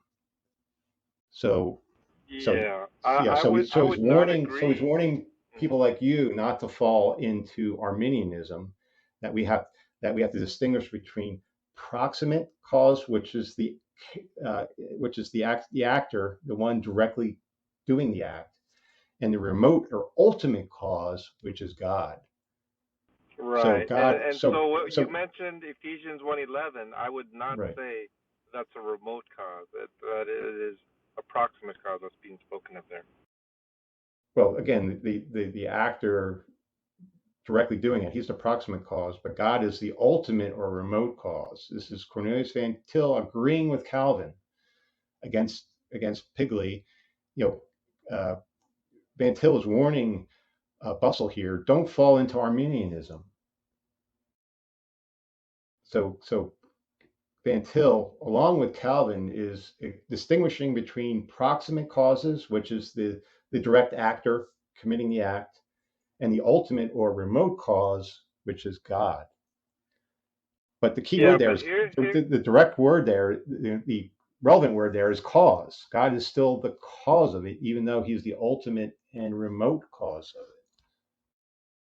Right, but the issue is when it comes to sin, there is no synergism like that. That's why we don't view it as like God acting with the agent in Arminianism to do sin. And so it is monergistic in view, and that's why that God is not the author of sin. Well, it's monergistic that's how we view it. It's monergistic in the salvation and to regenerating the sinner to become one of his elect, right? Where in Arminianism, No, I wasn't talking in the sense of soteriology. That's a soteriological issue. I'm not talking in the sense of soteriology. What I am talking about it in the sense of is the act by the sinful agent. That's what I'm talking about. We're talking about the act, and that was led by God, and through the fall of Adam, which he decreed. But even before he decreed the fall of Adam, you agree with, even if he not only decreed the fall of Adam, but logically preceding the decree of the fall of Adam, he decreed who would be reprobate and who would be elect. Right, and yet you're saying that. Here's the difference. See, the language when you say he decreed the fall of Adam, we understand it as he decreed that the fall of Adam come to pass, which is different. It's by the having it come to pass, it's representing permission rather than decreeing the fall. That there's a difference. So now you're saying that God didn't decree the fall of Adam and Eve. He decreed it to come to pass by the counsel of his own will. That's a little bit nuanced, but that's how it's understood. So he didn't foreordain, predestine, and unchangeably design it? He foreordained it to come to pass. If you ever notice the language, they're very specific to word it in that way.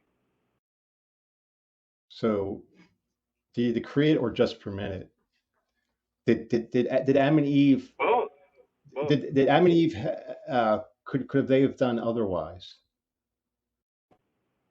No. Well, here's the thing about could have done otherwise. It was not the case. It's a little bit complex. I'm still learning a little bit myself, but it's not the question of whether they could or could not have done otherwise in the sense of libertarian free will. From a compatibilist view, that particular part is not considered whether he could. I believe it's something to the effect of that according, that he would not, and right, God knew that he would not. In a compatibilist view of human will, humans do what they will, but God decrees what their will is, correct? It's still deterministic. Compatibilism is still deterministic, right? I think someone who knows philosophy, maybe someone like Jack or someone can confirm that. Well, it's saying that it's compatible with determinism. Right.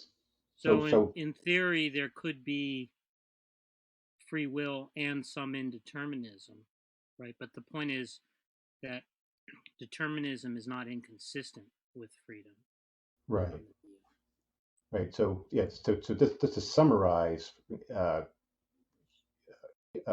person does what he wills. No one's sticking a gun to his head. No one's forcing him to do something against his will. He wants to do it, but God determined his will. It's still deterministic. Just by the way, Floyd, I just wanted to apologize about some of the things I said in the beginning.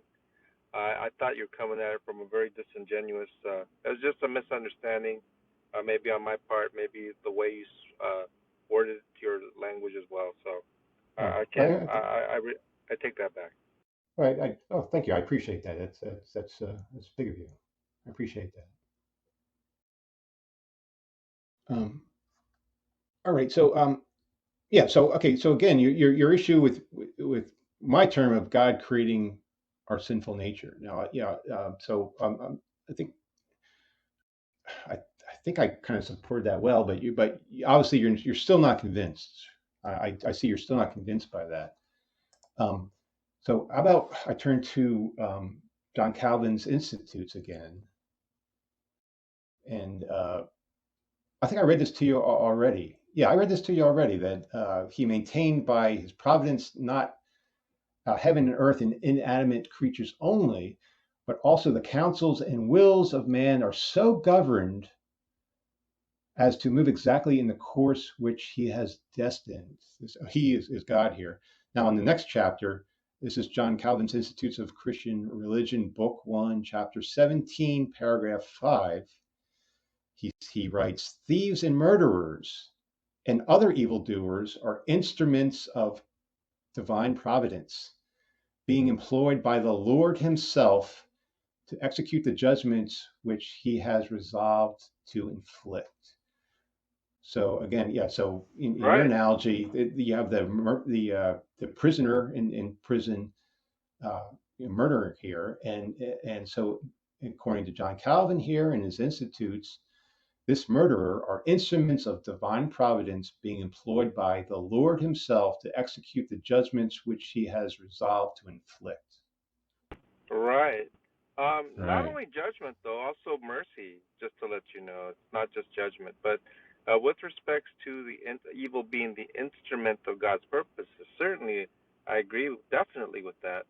And with respects to, though, when you read the prior statement about the will of the creature, it does not say that God somehow manipulates or causes the will of the creature. It says more so that the will of the creature that exists in a compatibilist way aligns with the will of God, and in a sense that it conforms to the will of God. And so I think that's a better way to understand it. How you represented that statement is in a sense that is completely contradictory to what John Calvin read in your first reading, which is that the will of humans is in alignment with God. Well, right. The human is not being coerced. He's not being forced to do these sinful acts. He's doing Exactly. he's doing what he wills. Right. It's from his own desires, his own personal desires. Right. But those desires are determined uh, uh, by choices that are not independent of God's decree. Right. No, that would be incorrect. They're not determined by God. They're determined to be allowed by God. There's a difference. So God is not in control of their will. He didn't foreordain, predestine them. Right. And so The Spirit of God did not lead to those sinful acts. no. The Spirit of God does, in that sense, lead to these sinful acts. But the sinful acts is such the case that the creature, the sinful nature of the creature is such that he, in and of himself, chooses to, and God leads him to that act Like when God sends them a powerful delusion, gives them over to their own unrighteousness and depravity, things like God sending an evil spirit, for example, in the Old Testament. These are the things that God does. So yes, we affirm that God, uh, uh, His Spirit leads these actions, yes, but the leading and causing are not synonymous. So so God doesn't cause it, but he'll do things like send powerful delusions, send evil spirits. According to Gresham Machen, the acts remain their acts, even though they are led to do them by the Spirit of God. So it sounds like you're making it Right. worse. In libertarian free will, the agent is the first cause of the act. He's the first cause. There's no Right. there's no antecedent causes that's cause. He's the very first Right. cause. And in But here, Calvinism, it would be a secondary cause. right? So there's antecedent causes that led him to do that. Namely, what you just said there. That's strong delusions, evil spirits, according to Machen, the Spirit of God. So there's antecedent causes that are influencing, in fact, leading the man to do it. And according to Calvin and Van Til, God is the ultimate and remote cause. Are you familiar with Gordon Clark? He was kind of had a back and forth with Van Til in their day. Are you familiar with Gordon Clark? No, but it must have happened about 100 years ago or something. Him and Van Til kind of went at it with each other, and there's a brand of presuppositionalism called scripturalism that comes from Gordon Clark, and people like John Frame, who was a Van Til student, kind of felt that both Van Til and Clark didn't understand each other.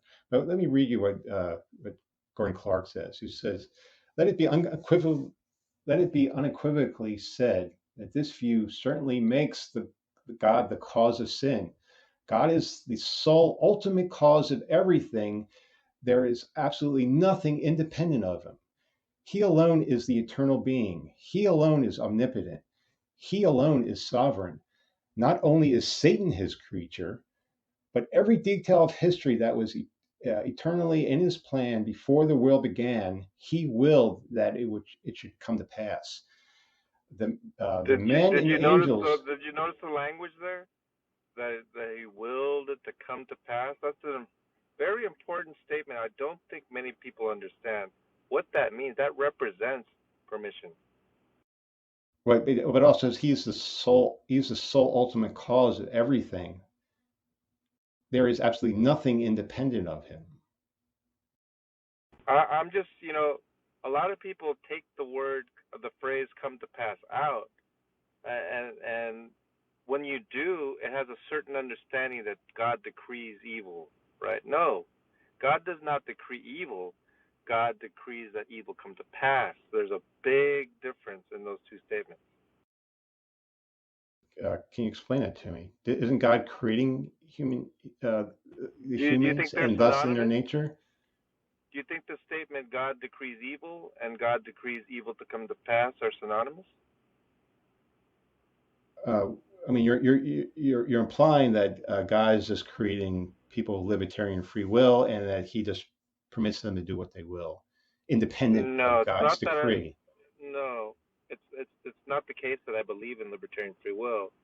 It's that I believe in compatibilist free will, in a sense that God decrees, right, that evil come to pass, right, which And is which is a He sense of a decrees their permission. desires, right?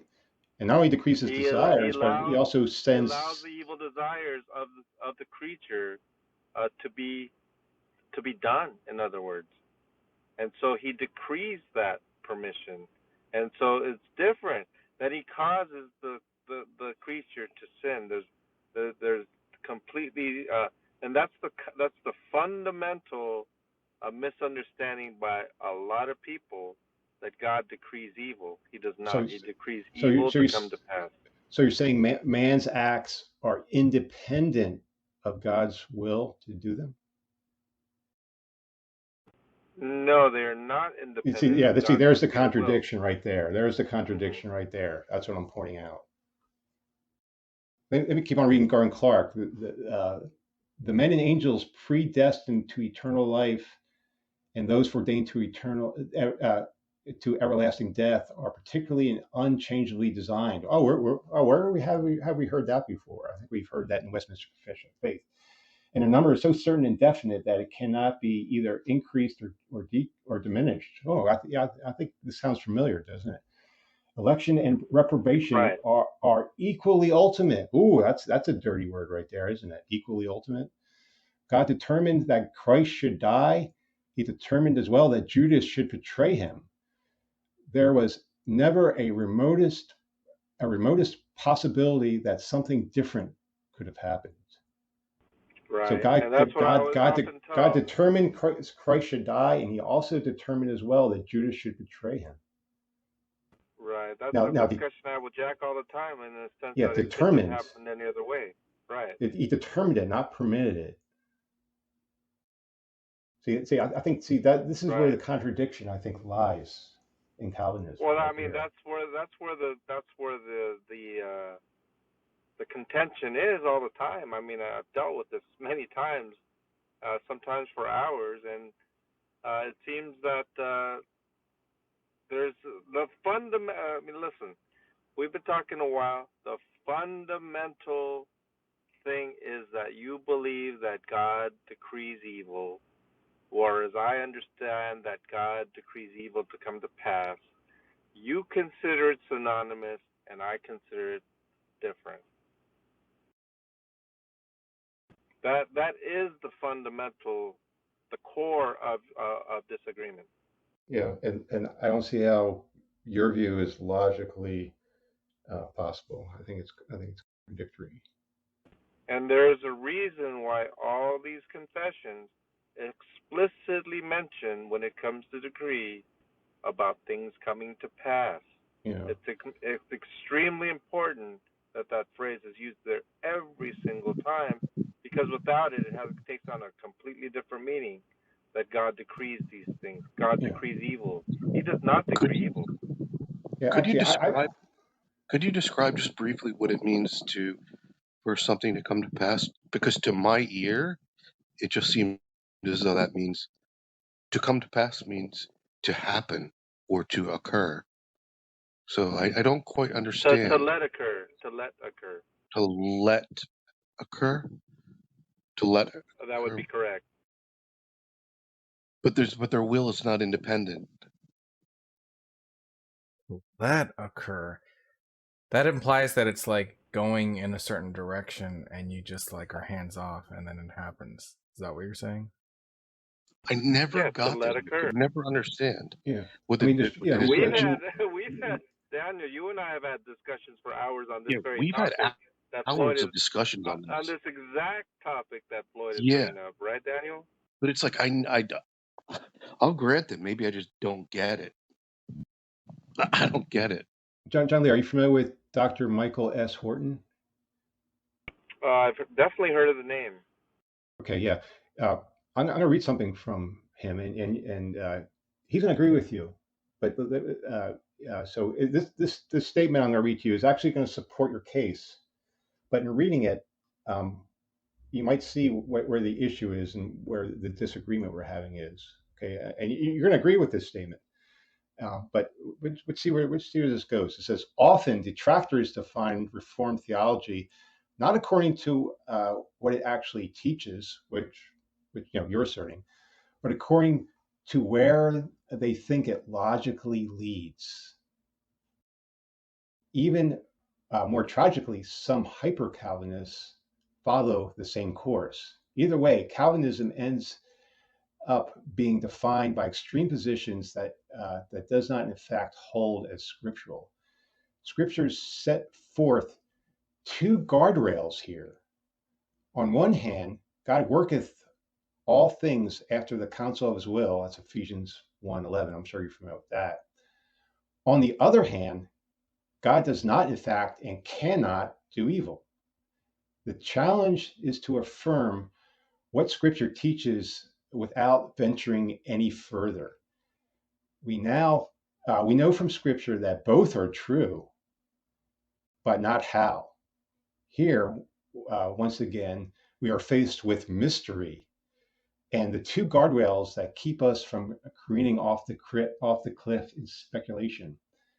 God loves the world and calls everyone in the world to Christ outwardly through the gospel. And yet, there's that word yet again, God loves the elect with a saving purpose and calls them by his Spirit inwardly by the same gospel. Both Arminians and hyper-Calvinists ignore crucial passages of scriptures, resolving the mystery in favor of either or, either election or free offer of the gospel. So here, Horton punts to mystery. And I think the key thing here is it says not what it actually teaches, not what Reformed theology actually teaches, but according to where they think it logically, naturally leads. So of this, Yeah. I say I'm guilty of this. What am I guilty of?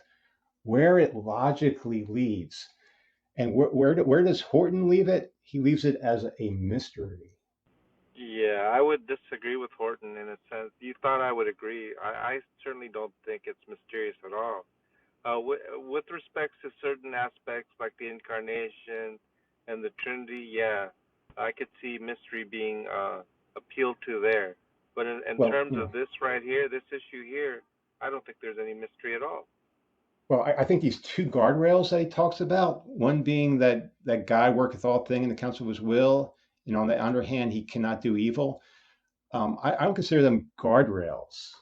What I consider them are contradictions, because that's where it logically leads, as he says. Yeah, Hmm.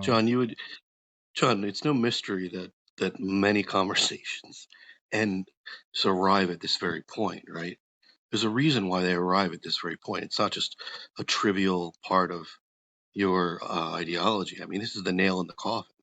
That's why it Oh gets focused on. no. It's the nail in the I coffin. think for detractors of Reformed theology, even by people like let's say like William Lane Craig, for example. He debated recently James White, and as a Molinist, he would similarly view it just as Floyd would, in that God is the author of evil. That would be Craig's contention, right? But I don't think he has a proper understanding of theology, as many people don't. And I think the fundamental issue is from my experience is the case of God decreeing evil versus God decreeing that evil come to pass. I think there's a clear and distinct, distinction between those two concepts. But it seems like many people like Craig and maybe like Freud and maybe like you as well, Daniel, consider them synonymous. Well, okay. In regards to that, what you just brought up, you'll probably agree with this one. This is J. Gresham Machen again. Again, he's the founding leader of the Westminster Theological Seminary. He states the problem. Okay, what's the problem? We have to say that God has foreordained whatever comes to pass. The sinful actions of sinful men are things that come to pass. Yet we deny that God is the author of them, and we put responsibility for them upon man. How can we possibly do that? Are we not involved in a hopeless contradiction? How can a holy God, if he is all powerful, have permitted the existence of sin? All right, so Well, he he sees a began to problem lay here. it out. He Now he began to lay it out really good, and then he started asking some questions that right. Well, seemed he like he offers didn't the get it. answer. He offers the answer, and let me read you the answer that he gives.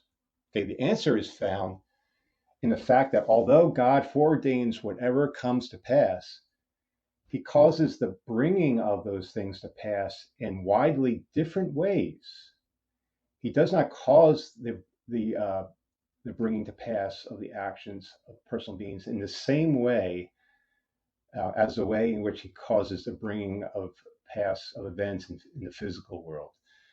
This is true even of good actions of men who are his children. Even when God causes those men to do certain things by his gracious influence of his Holy Spirit, he does not deal with them as with sticks or stones, but he deals with them as with men. He does not cause them to do things against their will, but he determines their will.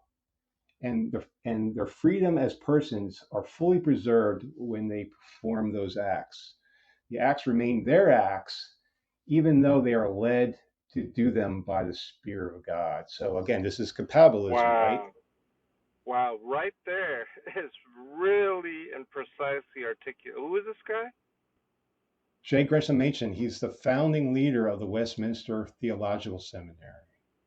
That was extremely articulate. Right. So this is, and I quoted the last statement, earlier. So he presents a problem, which it sounds like a hopeless contradiction here. And what is his solution? Well, his solution is compatibilism. He says he does not cause them to do those things against their will, but he determines their will, and their freedom as persons is fully preserved when they perform those acts. Those acts remain their acts, even though they are led to do them by the Spirit of God. So that's his answer. He goes on and says, when I think God, that's a very good answer. I don't know if okay, you have a contention to what he's saying, but I would yeah, really I'd sign off to exactly what he said. okay, yeah. So he goes on and says, when God causes the bringing to pass of evil actions of men, he does that in still a different way. This different way. He does not tempt them to sin. He does not influence them to sin, but he causes the bringing of pass of those deeds by the free and responsible choices of personal beings. He has created those beings with an awful gift of freedom of choice. The thing that they do exercise of that gift is their acts. They do not indeed surprise God by doing them. They're doing them. Their doing of them is part of the eternal plan. Yet, in doing of them, they not the holy God are responsible. But this still sounds very confusing. So again, Wait a minute. he's You're saying saying he's saying it's that their acts, but he wills. He determines their will in which they're going to act from. So again, you're we're saying back to that what he we're back to explained was proximate and confusing? ultimate causes. You're saying that what he explained was confusing? Yes. Wow, it was crystal clear to me, like crystal clear. And that's why I was like, Well, wow. again, yeah, Actually, you're not coercing. Although you brought up examples where they are being coerced, they're being God sending strong delusions and evil spirits to them. So that actually makes the thing worse. But what Machen seems to be applying here is compatibilism, whereas their acts, they're doing what they will, but still God determines their will. Dang. So again, yeah. God is the ultimate cause, the remote and ultimate cause of their actions by determining their will. That's where the problem lies. Easy. Well, that's what I'm saying. I don't think there's a problem, and the examples that I gave do not take away from what he said at all. I don't understand how you don't see that problem. Floyd, you know what? I was kind of not listening 100%, but there was a part where pointed out that something was about like logically prior to Adam and Are you Eve. talking about lapsarianism? Yeah, and Yeah, there's two John kind views. of There's basically two dodged views. the objection, right? So he was saying that John May took this position where he appealed to something that happened before Adam and Eve to say why. Remind me what the objection was. I didn't know that he had an objection. He just wanted to know if I was held to supra or intra. There is some contradiction in your lapsarianism. Well, yeah. Well, supralapsarianism said God decreed that who would be elect and who would be reprobate, and then after that, logically precedes God decreeing the fall of man. So I can summarize it real quick for you again. And I don't think either really matters, to tell you the truth. I think because again, these are logical. This is a logical order, not a temporal or sequential order. Supralapsarianism asserts that God damned the non-elect and caused the fall to ensure it, while infralapsarianism asserts that God caused the fall and damned the non-elect because of it. So in infralapsarianism, God decreed that they would fall. As oh, you fell, you sinned against me. Now I'm going to damn you because of that. Okay, with supralapsarianism, which John Lee holds to, the first thing God does is damn them, and then He causes the fall to ensure it. So with supralapsarianism, sin is not the Well, cause. I wouldn't say that he caused the fall. That's your words. I wouldn't use that word. Well, in supralapsarian, sin is just the instrumental cause of. Well, I was trying to say that he permitted the fall to come to pass would be more accurate. No, but By you the said counsel of his own you will, were they asked decreed it. you were asked why Adam and Eve fell, and then you said because they were tempted, and then you were asked why they were tempted, and to that you answered because God put the serpent in the garden, so that's causing it. That's right. Yeah, you just said the opposite of that. No, I would not say that's the cause, in a sense that the reason is because Adam and Eve, of their own choice, decided to act against God's command. Why? Because God put the serpent there. Right, He decreed it. He foreordained the accident would happen. Right. So He caused it. Yeah. That's He correct. He determines our wills and He determines Satan's wills. Yeah. Once again, like, it's not that He decreed it; He decreed it to come to pass. That's what I just keep saying. I don't know how many times. They're not the same. So I think I'm going to give you another Calvinist theologian. He's a supralapsarianism. This is Dr. Derek W.H. Thomas of the Reformed Theological Seminary. He says, what's important is that reprobation is as unconditional as election is. In this decree, God did indeed foresee that man is sinful because God has already decreed the entrance of sin. But man's sin is not the final cause of reprobation, which I think you're asserting, John. It's only the instrumental cause. And God is the first and final cause of all things, including, therefore, election, and including, therefore, reprobation. If men were reprobate because of their sin, then all men would be reprobated because all men are sinners.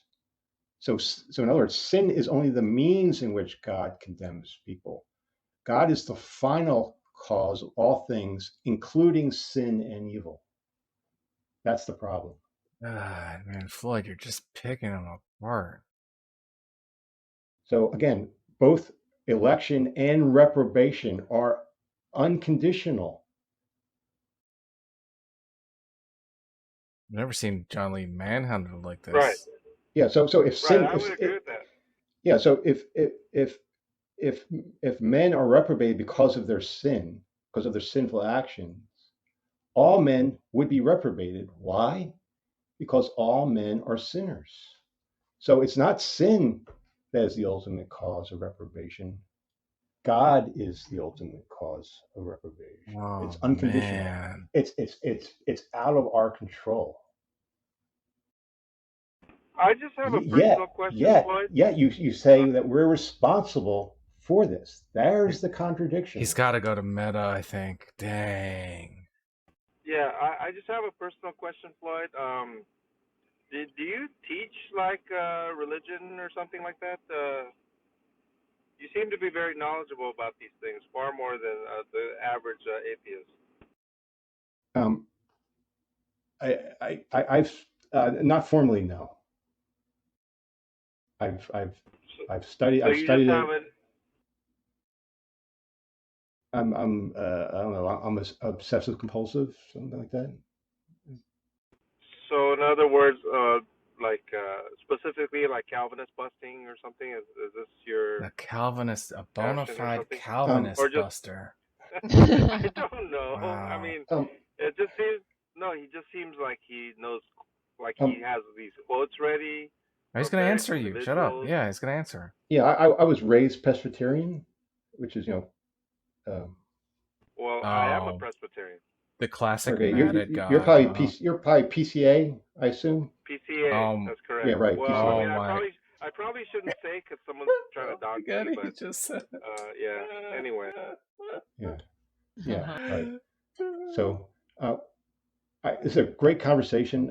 It's 11:48 my time, so I better get to bed. I'll leave you with one more quote, which kind of this brings out the whole problem here. Yeah, This is yeah. from John MacArthur. Are you familiar with John MacArthur? It's kind of popular. sure. Grace to you. Right, right. So he says, if God literally brings about everything, then how can he blame me for sinning? In which he answered, John MacArthur answered, I don't know the answer to that. I don't know.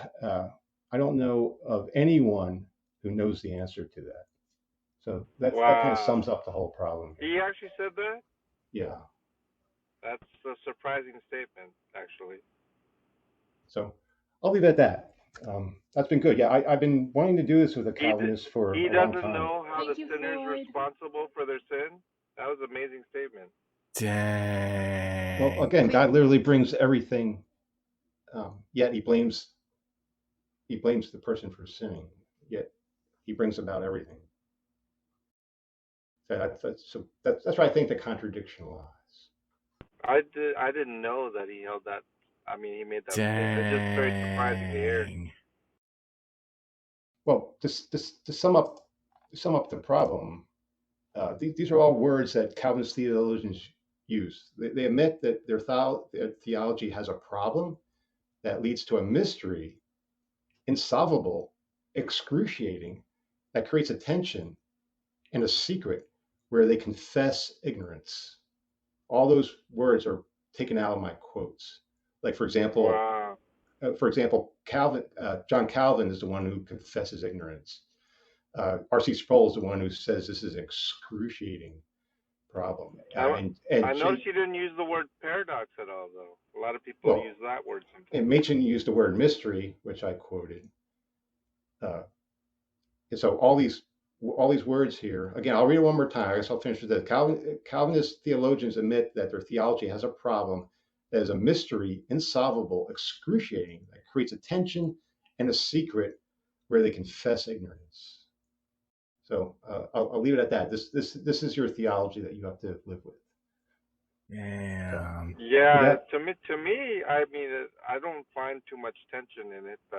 Everything that we discussed, I guess you're saying that this is the logical entailment, right? And you're right? Yeah, saying that's that my there's point. these This is the theologians, logical entailment of your theology. Yeah. right? And then you're saying that certain theologians might reform theologians at that Yeah. seem to take your position. But I will say, I do think that the person that you read earlier was, I mean, it just hit it. I mean, hit the nail on the head. Hit the head on the nail. But He it seemed conserves like you didn't capitalism. understand what he was saying. I think you expressed that you didn't quite understand it, Well, yeah, right? because it doesn't mesh with God willing our desires, being led by the Holy Spirit. And you actually made it worse by saying, which I agree with you, because that's what the Bible says, that God will send strong delusions and evil spirits and so forth. So again, I mean, the whole Calvinist viewpoint is God will not tempt people into sin. He won't coerce them. He won't force them. Yet we have examples in the Bible where that's not the case. What could be more clear to what he did with Job? he tempted Job to by letting Satan basically kill his children, take away his wealth, uh, give him awful diseases and so forth, to see if he would reject them. So isn't that temptation? Isn't that coercion? I would say so. So I would say the So I Bible. have a question. So I would say I would say Calvinists actually contradict what the Bible says. I think that's another contradiction that we can get into as well. Yeah, that's another discussion, of course, Yeah, I agree. That's between another like discussion. Arminians or Calvin. But I will say this, okay? Everything that you said that you were repeating, I mean, I would affirm, right? But you're saying that what I'm affirming is internally problematic in a sense Right. that it's Right. It's contradictory or contradictory. incoherent, right? Yeah. Right. But my point is that I'm failing to see your point in a sense of the contradiction. I mean, literally, we were talking about this. So my question to you is, do you think it's that perhaps I have some sort of blind spot, or maybe I'm not philosophically inclined to understand these entailments, or that I'm just indoctrinated to think that it, yeah, of course it makes sense, or like what would you say is the reason why I'm signing off to all of these things and I still see no contradiction? Because you're dealing with cognitive dissonance, but that's just me psychologizing. So that doesn't. That's not an argument. So. Well, Cognitive dissonance. it would be. Whoa. Well, I mean, cognitive dissonance is a strong word because it would be the case that I'd be uncomfortable, right? That's necessary for cognitive. I'm not uncomfortable. Oh, okay. Well, that's good you're not, because these theologians I mentioned are uncomfortable. Well, I mean, yeah. If you want to, as far as MacArthur, I mean, I don't know if I don't even know if he's expressing some sort of discomfort. Well, he says he doesn't know, and John Calvin confessed ignorance. Want me to read the quote from John Calvin where he says he confesses ignorance? I think that's a real good one. Let me read that one to you. Sure, why not? All right, great. Let me pull it up. By the way, on my YouTube channel, I give a presentation on Calvinism. It was originally on Scholar Fixin's channel, but I mirrored it on my channel. So if you want to read more of these quotes, I get What's your YouTube channel?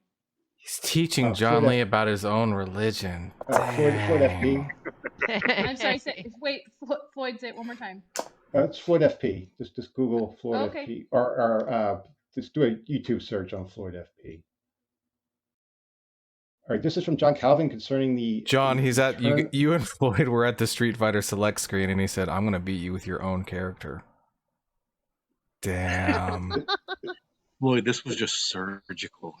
I've been listening to it all. I mean, I know you did. I know you didn't intend to. You were gentle about it, but wow, that was. Please come back pretty anytime.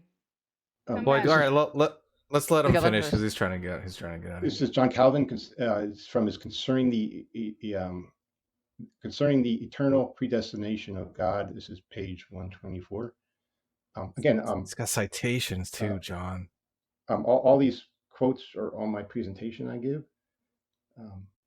Okay, let me read to you.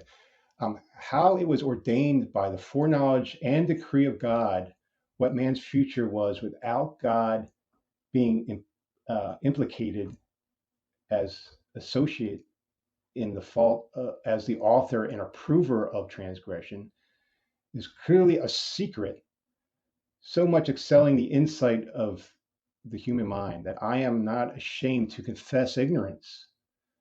I daily so meditate on these mysteries of his judgments that curiosity to know anything more does not attract me.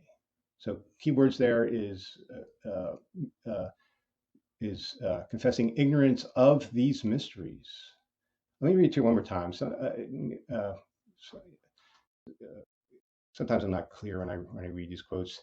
How it was ordained by the foreknowledge and decree of God what man's future was without God being implicated as associate in the fault as the author or approver of transgression is clearly a secret, so much excelling the insight of the human mind that I am not ashamed to confess ignorance. I daily so meditate on these mysteries of his judgment that curiosity to know anything more does not attract me. So, so this is to John Calvin, okay. That it's a particular secret which he confesses ignorance that is a mystery. So that's where, my right, last but statement. I listened very carefully to that. It just seems like there's a different context in which he's saying, like, he's trying. It seems to me he's talking about like the mind of God being mysterious, and that way about how, Yeah. Well, the how it comes foreknowledge and decree about. of God, what man's future Right. was, Dang, without just a God being cognitive implicated dissonance. as an associate in the fault as the author and approver of transgression. So here Calvin's struggling with God not being the author of sin. Calvin uh, denies that God is the author of sin, yet he can't figure it out. It's a secret which he confesses ignorance that's a mystery. He's troubled by this, and he's ignorant of the solution. So this is what Calvinist theologians struggle with, including Calvin. I don't think my gut feeling is I don't think he's saying what you think he's saying. Okay. Well, again, It this seems is like from his he's talking concerning about the some eternal other context predestination of of what it. God, page 124. So, all right. It just seems to me he's talking about the mind of God, actually. He says implicated as associate in the fault as the author or approver of transgression. So he says, he doesn't understand that God's decree of what man's future was without God being implicated as associate in the fault as the author or approver of transgression. So he's saying it sounds like God is the associate of the fault and as the author and approver of it. He's the author and approver of it. He's the associate in the fault of it. And that's what he's struggling with. It's like how can God decree these things, foreknow it, and actually decree it without God being the author and approver of the transgression? And that's what John MacArthur was basically saying as well. So this is where the problem lies. This is where I think is where the contradiction lies in Calvinist theology. Yeah, All right, okay. I mean, I'll actually take a look at that. But I really appreciate the conversation. I thought it was a little bit informative, and I think people got an idea of what the fundamental issues are with regard to the coherency of Calvinism. I think it's an important discussion, so I appreciate it. all right, great. All right, thanks a lot. I appreciate it. It was good conversation. All right, good Yeah, night, but guys. John, remember one thing: you can always just refer back to the London Baptist Confession, where they just make the statement that God is not the author of sin. Just repeat it Yeah, I over mean, and over. I literally, It might help. I actually read from the London Baptist Confession, chapter 3:1 earlier. He thought it was from Westminster, but like he admitted that the wording is very similar anyway, which it is. But but on that particular issue about God's decree or will, a London Baptist Confession is more precise in its language. That's why deliberately I read the London Baptist, even though my tradition affirms the Westminster Confession.